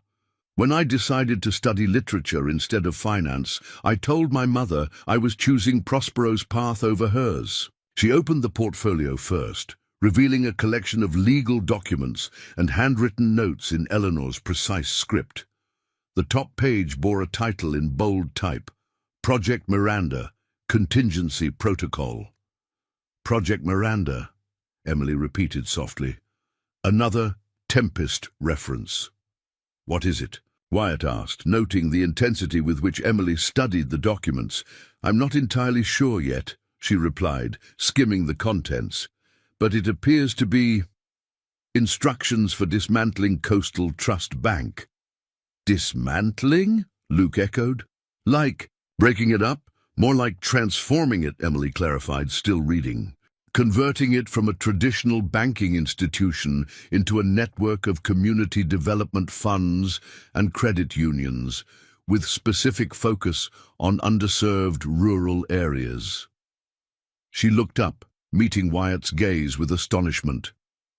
This is a complete restructuring plan for the entire Blackwell financial empire, shifting from profit-driven corporate banking to community-focused lending. That doesn't sound like the Eleanor Blackwell I knew. Wyatt echoed Emily's earlier sentiment. No, Emily agreed, turning pages with increasing fascination. This is the antithesis of everything she built her career on. She extracted a sealed envelope from within the portfolio, addressed simply to Emily in Eleanor's handwriting. With slightly trembling fingers, she opened it and began to read aloud.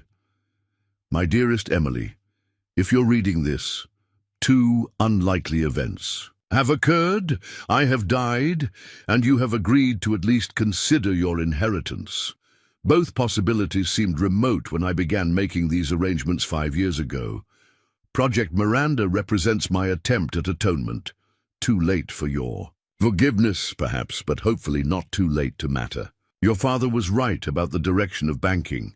His vision for community-focused finance, which I once dismissed as unprofitable idealism, has proven more sustainable and ethical than the corporate model I championed. The enclosed documents provide a legal framework for transitioning Coastal Trust away from the predatory practices that have characterized too much of modern banking, including, I admit with deep regret, my own career. The framework requires your participation, as the Miranda Protocols can only be activated with the combined authority of Blackwell family interests, now held by you, and Foundation governance, entrusted to Wyatt. I do not ask your forgiveness. I ask only that you consider implementing what your father and I should have built together decades ago. The choice, as always, remains yours. With love and admiration, Eleanor. The room fell silent as Emily finished reading, the Gulf waves audible, through the study windows. She carefully refolded the letter, her academic composure momentarily abandoned. Well, she said finally, her voice steady despite the emotion evident in her eyes. That was unexpected. Eleanor never mentioned any of this, Wyatt said, trying to reconcile this revelation with the businesslike woman he had married. The ultimate Blackwell power move, Emily observed, with a hint of her earlier cynicism, orchestrating a complete corporate transformation from beyond the grave. She turned to the USB drive, inserting it into Eleanor's laptop that still sat on the desk. The drive contained dozens of folders with detailed financial analyses, market projections, and implementation timelines. 5 years of meticulous planning for a banking revolution few would have expected from Eleanor Blackwell. This explains the interest in Mother's papers, Emily realized, navigating through the files. If word of these plans leaked to the board or major shareholders, they'd do everything possible to prevent implementation. Wyatt completed the thought, including trying to access her private documents and accounts. And discrediting you, Emily added, recalling the warning email. As the executor of her estate and trustee of the foundation, you're essential to activating these protocols. Luke, who had been listening with remarkable patience, asked the question that hung unspoken between the adults. So what happens now? Emily and Wyatt exchanged a long look, mutual understanding passing between them despite their brief acquaintance. They were unlikely allies, the estranged academic daughter and the pragmatic rancher husband, yet Eleanor had entrusted them both with her final, most ambitious vision. Now, Emily said, closing the laptop with newfound resolution, we decide whether to honor my mother's last request and face whatever consequences that decision brings. Sunday morning dawned with the peculiar golden light unique to the Gulf Coast, casting the Victorian mansion in an almost ethereal glow. Wyatt found Emily already in Eleanor's study at 6 a.m., surrounded by spread documents and an empty coffee mug. Her hair was pulled back in a hasty ponytail, and she wore reading glasses he hadn't seen before. "You're up early," he observed, setting a fresh cup of coffee beside her. "Never went to sleep," she admitted, accepting the caffeine gratefully. Too much to process. The velvet box from the safe sat unopened on the desk. Emily had saved it for last, focusing instead on the extensive documentation of Project Miranda. "It's brilliant," she said, gesturing to the papers around her. "Structurally sound, legally bulletproof, financially viable. She must have had a team of experts working on this for years, all maintaining absolute confidentiality." "That sounds like Eleanor," Wyatt agreed, taking the chair opposite her. "What exactly would this plan accomplish?" Emily selected a summary document, handing it to him. "In essence, it would transform Coastal Trust from a traditional corporate bank into a network of community-focused financial institutions. Employee ownership, localized decision-making, prioritization of small business and agricultural lending." Wyatt scanned the executive summary, his rancher's pragmatism seeking the practical implications. This would directly benefit the kinds of operations that the current system squeezes out: family farms, local businesses, generational landholders. "Exactly," Emily confirmed, "the type of banking that might have saved your ranch." The observation hung between them, neither needing to articulate the irony. Eleanor Blackwell, whose bank had foreclosed on Wyatt's generational property, had secretly developed a banking model designed to prevent precisely such outcomes. Why didn't she implement this while she was alive? Wyatt wondered. "Corporate governance," Emily explained, her academic expertise evident. As chairwoman, she wielded considerable influence, but the board and major shareholders could block structural changes of this magnitude. By orchestrating it through her estate and the foundation, she's created leverage that wouldn't exist otherwise.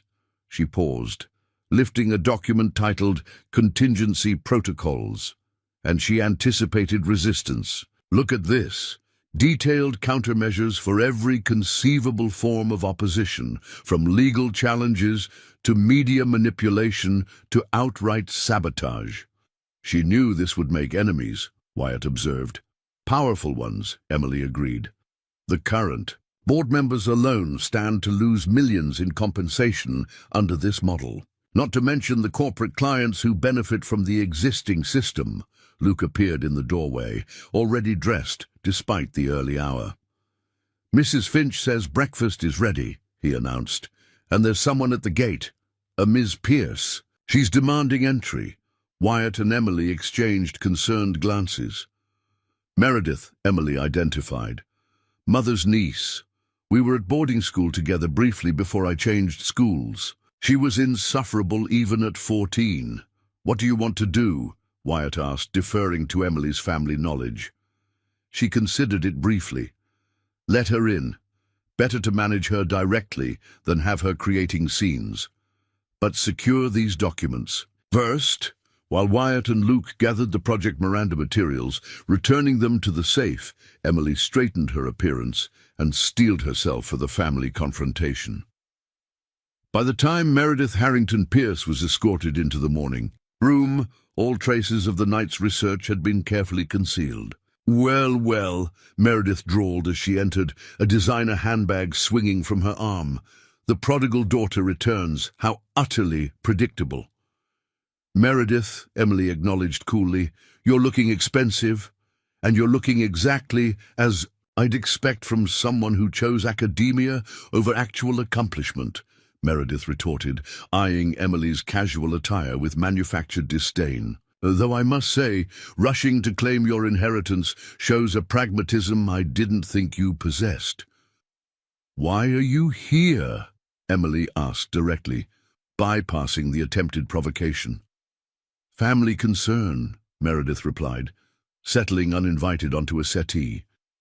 When we heard Eleanor's long-lost daughter had suddenly reappeared, precisely when her fortune was up for grabs, well, Mother and I felt someone should represent the family's interests. The family's interests, Emily repeated with deliberate skepticism. How altruistic of you. Meredith's smile tightened. We know about the offshore accounts, Emily. The ones Mr. Cowhand conveniently neglected to mention during the will reading. Wyatt maintained a neutral expression, though internally he noted that Regina and Meredith appeared to have confirmed information that had previously been merely suspected. If you have concerns about my mother's estate, you should direct them to her attorneys, Emily advised, her academic demeanor providing effective armor against Meredith's hostility. Oh, we have, Meredith assured her. Legal proceedings are already underway, but I thought I should deliver a personal message as well. Her gaze shifted to Wyatt. It would be unfortunate if Eleanor's final days were scrutinized too closely. Questions about medication management, decision-making capacity, undue influence, messy business, especially for a recent husband with financial motivations. The threat was thinly veiled, but Wyatt had faced down too many genuine crises to be intimidated by a society woman's insinuations. Miss Pierce, I appreciate your concern, but if you're implying impropriety in Eleanor's care, you should know that her medical team maintained comprehensive records, which her attorneys have full access to. And if you're suggesting something more sinister, Emily added with dangerous calm, you should be aware that making such accusations without evidence could constitute defamation.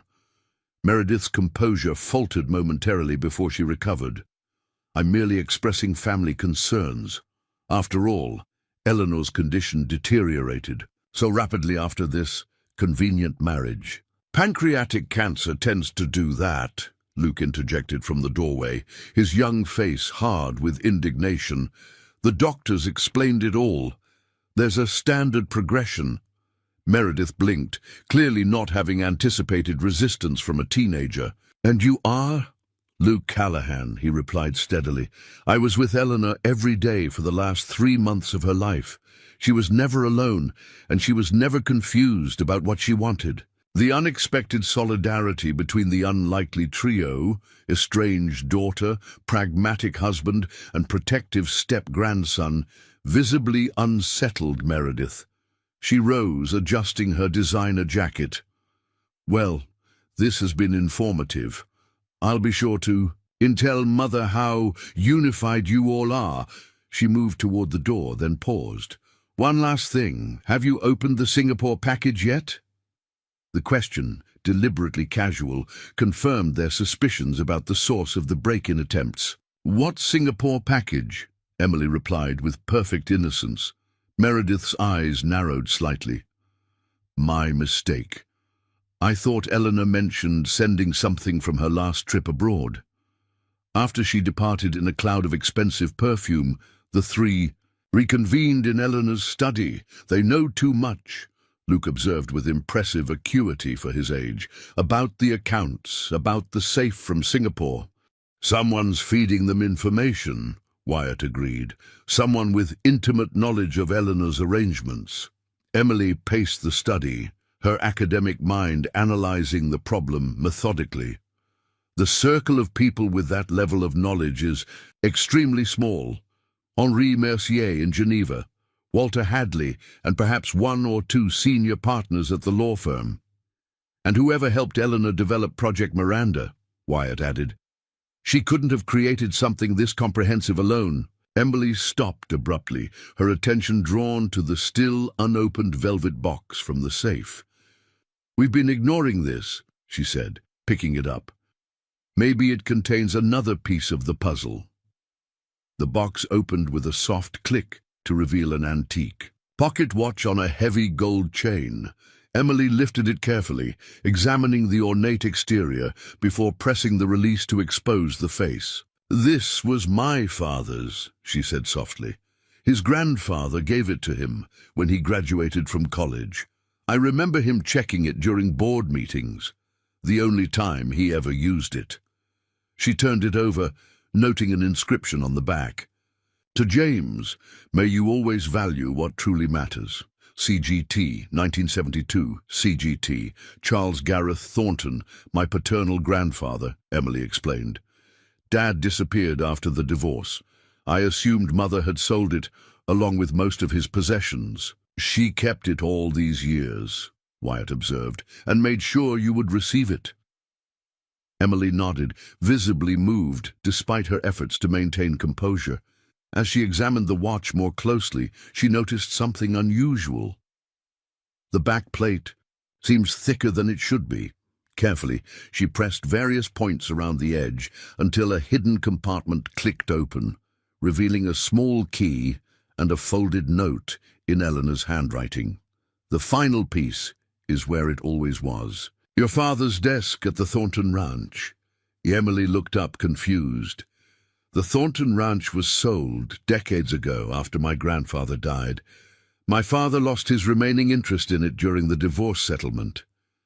Who owns it now? Wyatt asked. His branch's instincts immediately engaged. I have no idea, Emily admitted. It was in Pecos County, part of the same property where the mineral rights are located, but the surface rights were sold separately from the mineral rights. Luke, who had been quietly observing, spoke up. If it's in Pecos County, we could check. The property records online.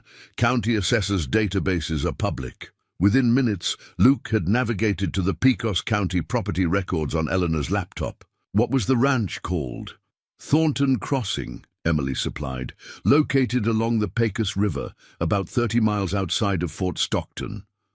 Luke's fingers flew across the keyboard, his generation's natural facility with digital research evident. Got it, currently owned by... That's weird. What is it? Wyatt asked, moving to look over his son's shoulder. The current owner is listed as Triple T Holdings LLC, Luke reported. Registered address is a P.O. box in Houston. Emily frowned. That tells us nothing. It could be anyone behind that LLC. Maybe not, Wyatt suggested. Triple T could stand for the Thornton Trust or something similar. It might be another of Eleanor's shell companies. Let me check something, Luke said, opening another database. Corporate registrations in Texas are also public record. After several minutes of searching, he sat back with a triumphant expression. Triple T Holdings LLC was established in 2012. The registered agent is Blackwell Foundation Trust Services.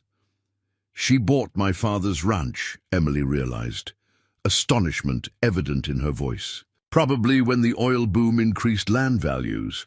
But why keep it hidden behind an LLC? And what's this final piece she mentions? Only one way to find out, Wyatt said pragmatically. We need to visit the Thornton Ranch. It's an 8-hour drive from here, Emily calculated, and I have classes to teach tomorrow. I could fly us, Wyatt offered, then clarified at her surprised expression. Private charter. Eleanor maintained a fractional ownership in a jet service. It's part of the estate. Emily's academic veneer cracked slightly to reveal genuine amusement. Of course she did. Banking titans don't fly commercials. The decision was made to depart that afternoon, with Luke remaining behind under Mrs. Finch's supervision and additional security personnel Wyatt had hired. The Project Miranda documents were secured in a new location, hidden within a compartment in the carriage house that Eleanor had shown Wyatt during his first week in the mansion. For emergency documents, she had explained at the time. Old banking families understand the value of multiple secure locations. Before they departed, Emily finally opened her mother's journal again, searching for any mention of Thornton Crossing. Near the end, she found an entry dated just weeks before Eleanor's diagnosis. Finally secured the Thornton property through Triple T. James would approve of the symmetry. What began there will end there. The Miranda protocols are nearly complete. When the time comes, Emily will understand why this was the only possible resolution. More cryptic Blackwell communication, Emily sighed, closing the journal. She could never just say what she meant. The charter flight to Midland, the nearest airport to Pecos County, took just over an hour. A rental SUV waited for them as arranged, and they set out across the West Texas landscape as afternoon shifted toward evening. Emily had been silent for much of the journey, absorbed in her thoughts as the familiar yet foreign terrain of her childhood summer visits scrolled past the windows. As they approached Fort Stockton, she finally spoke. "I haven't been here since I was 12, she admitted. "The summer before my parents' marriage imploded. Dad would bring me out to the ranch while Mother stayed in Houston, claiming the dust aggravated her allergies."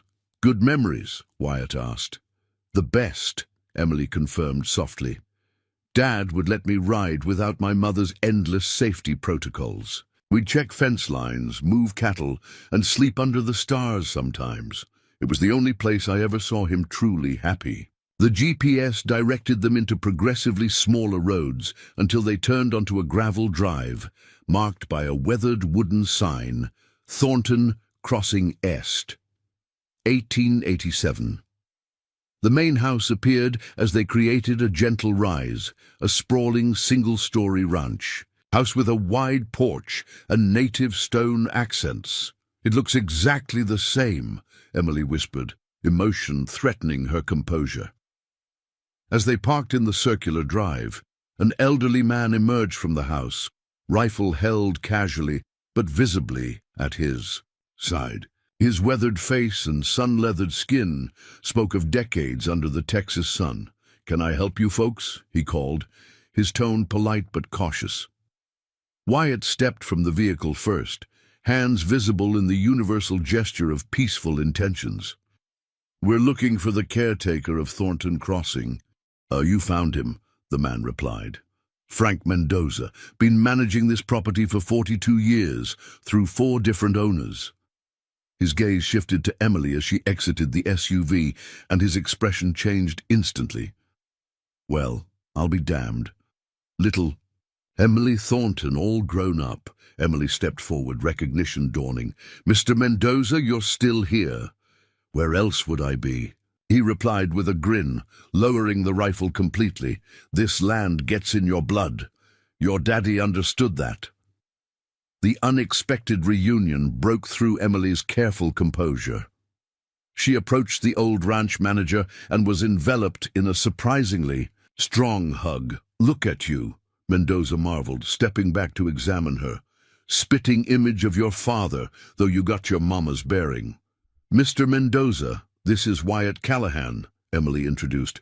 "My mother's husband." If Mendoza found the introduction strange, he showed no sign. "Mr. Callahan, you a rancher, you got the look." "Yes, sir," Wyatt confirmed.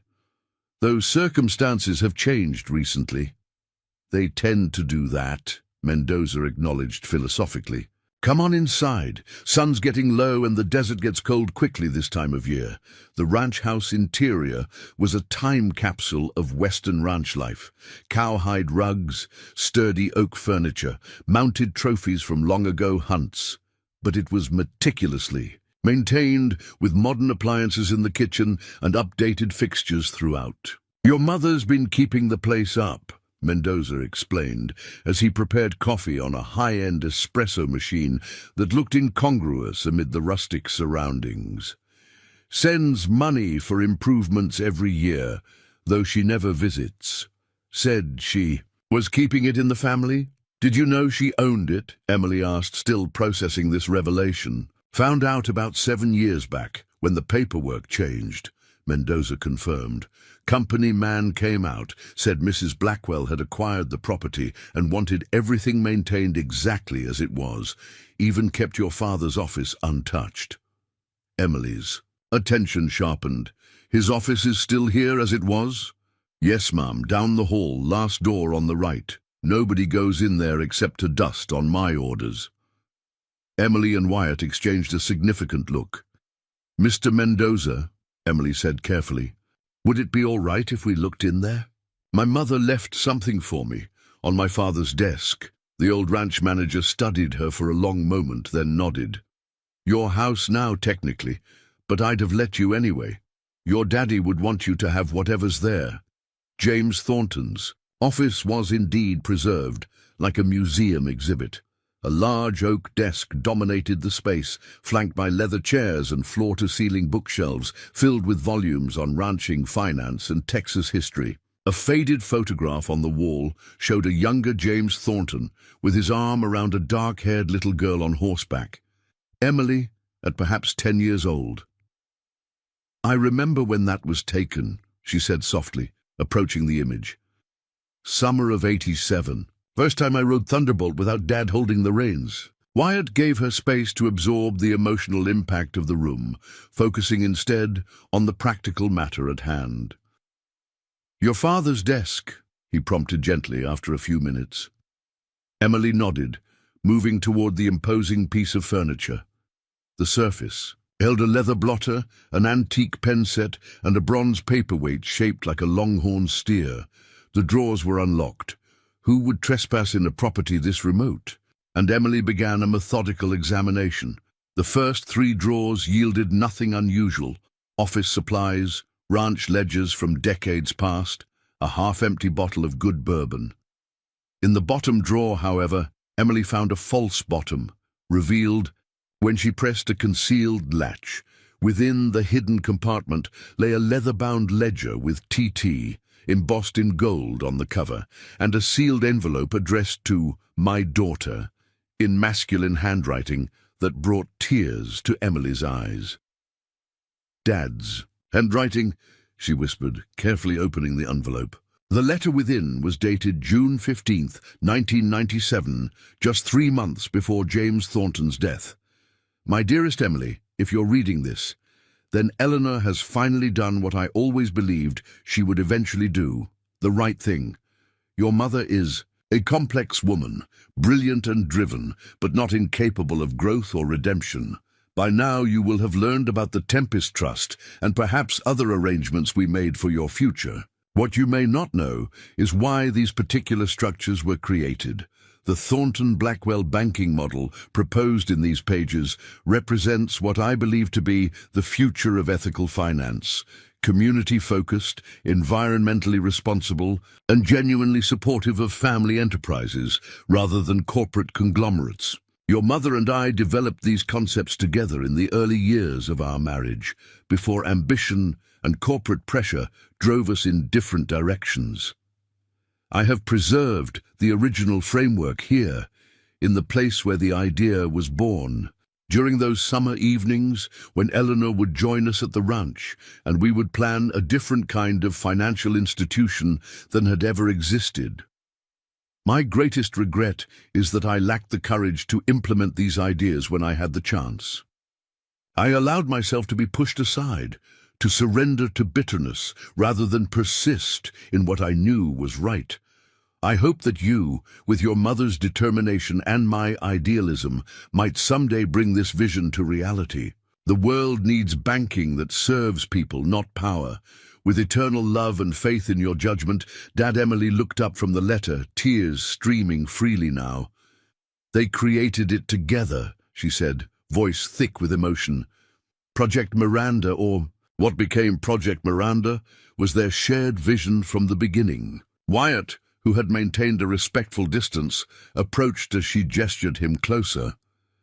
Eleanor was completing what they started, and ensuring I would be the one to implement it, Emily added, opening the ledger to reveal detailed notes, financial, projections and structural diagrams dating back to the early 1980s. This is the original blueprint for everything in the Project Miranda documents. As they carefully examined James Thornton's work, the full picture began to emerge, a decades-long journey from idealistic concept to practical application. What had begun as a shared dream between a banking heiress and a rancher's son had evolved through personal tragedy, corporate warfare, and finally, terminal illness, into Eleanor Blackwell's final legacy. Dad's last note is dated 3 weeks before his death, Emily observed, tracing her finger along her father's handwriting. He never gave up on the idea, even after everything that happened with Mother. And she came back to it in the end, Wyatt noted, completing the circle. As the Texas sunset painted the ranch house in amber light, Emily Blake found herself at the intersection of her parents' complicated history. The daughter of both ambition and idealism, uniquely positioned to fulfill a legacy decades in the making. So, Wyatt asked quietly, what happens now? Emily closed the ledger with careful reverence, her academic detachment giving way to newfound purpose. Now we implement Project Miranda, exactly as they envisioned it. What neither of them realized, as they gathered the precious documents for the return journey, was that their discovery at Thornton Crossing had triggered a silent alarm in the Coastal Trust security system, an alert programmed by Eleanor Blackwell that would now set in motion the final phase of her meticulous plan. The Coastal Trust boardroom fell silent as Emily finished her presentation. 14 pairs of eyes, belonging to some of the most powerful figures in American banking, stared back at her with expressions ranging from shock to outrage to calculating interest. "This is preposterous," barked Richard Kensington, the interim chairman who had assumed leadership following Eleanor's departure. "You can't seriously expect us to voluntarily dismantle a century-old institution based on some pie-in-the-sky idealism." Emily stood her ground, every inch Eleanor Blackwell's daughter, despite the academic attire that set her apart from the power suits surrounding her. "The Miranda Protocols aren't a suggestion, Mr. Kensington. They're a legally binding framework, activated by the combined authority of the Blackwell family holdings and foundation governance." From his position beside her, Wyatt observed the room with the patient assessment of a man accustomed to sizing up both cattle and character. 3 months had passed since their discovery at Thornton Crossing, months spent in careful preparation. "Oh, for this moment, Miss Blake, or should I say Dr. Blackwell, since you've conveniently reclaimed your family name for this occasion," sneered Regina from across the table. "May I remind you that your mother's will is still under legal challenge." "You may remind me," Emily replied coolly, "though it changes nothing. The Miranda Protocols operate independently of the will through structures established years ago and updated with biometric verification shortly before my mother's death." Walter Hadley, seated at the far end of the table, nodded confirmation. "I can attest to the legal soundness of these arrangements. Mrs. Blackwell was meticulous in ensuring they would withstand any challenge." For 2 hours, the battle raged around the polished mahogany table, technical arguments about fiduciary responsibility, emotional appeals to tradition, thinly veiled threats of personal and professional retaliation. Through it all, Emily and Wyatt maintained a united front, neither yielding nor escalating, simply presenting the inevitable with the calm certainty Eleanor had gifted them both in different ways. "This restructuring would destroy shareholder value," protested Meredith's husband, Bradley Pierce, who had been hastily appointed to the board following Eleanor's death. "It's financial suicide." "Actually," countered Wyatt, speaking up for the first time, "the projections show long-term stability significantly above industry averages. What it doesn't show is the obscene executive compensation and short-term profit-seeking that's become standard practice." He slid forward a folder containing assessments from 3 independent financial firms, preparations Emily had insisted upon, knowing exactly what objections would arise. "The Thornton-Blackwell model," Emily continued seamlessly, "creates sustainable growth through community investment rather than extraction. It's the difference between mining a region and farming it." A younger board member, Patricia Winters, who had thus far remained silent, finally spoke. "I've reviewed these projections. They're sound, different from our current approach, certainly, but potentially more resilient during economic downturns." The crack in unified opposition was slight but significant. As the meeting stretched into its 3rd hour, more fissures appeared. 2 additional board members expressed cautious interest in aspects of the plan. The CEO, who had been conspicuously silent, asked increasingly detailed operational questions that suggested serious consideration rather than dismissal. Finally, Kensington called for a brief recess. As board members filed out, Regina approached, Emily with tightly controlled fury. "Your mother would be appalled by this betrayal of everything she built," she hissed. Emily met her gaze steadily. "My mother designed every aspect of this transformation, Aunt Regina. This is her legacy, the one she actually wanted, not the one you imagined for her." "And you," Regina turned to Wyatt, "what do you gain from this dismantling of a great institution? Some noble revenge for your lost ranch?" "Ma'am," Wyatt replied with the same calm politeness he'd maintained throughout, "I'm simply keeping a promise to my wife." When the board reconvened an hour later, the atmosphere had shifted subtly. Kensington's opening statement confirmed what Emily and Wyatt had already sensed. The inevitability of Miranda was becoming apparent to all. While the board maintained serious reservations about aspects of this restructuring, our legal counsel advises that the control mechanisms established by Mrs. Blackwell are indeed binding. His admission came through gritted teeth. "We will therefore establish a transition committee to implement these changes with minimal disruption to core banking operations." The victory wasn't celebrated with cheers or smiles. This was still a Blackwell affair, after all. But in the slight relaxation of Emily's shoulders and the brief nod Wyatt offered her as they gathered their materials. Outside the imposing Coastal Trust headquarters, Luke waited with Frank Mendoza, who had insisted on coming to Houston for the big showdown, as he called it. "Well?"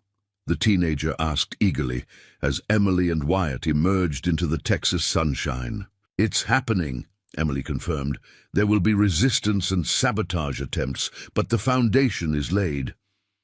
"Your daddy would be mighty proud," Mendoza told her, his weathered face creasing with genuine emotion. "Both of them would." The old ranch manager's simple words accomplished what months of stress and revelations hadn't. They broke through Emily's careful composure.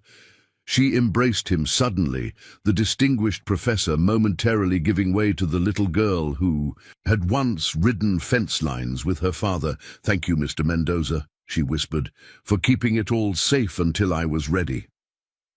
Over dinner that evening in the Galveston mansion, the first meal they had shared there as a true family unit, Emily raised her glass in a toast.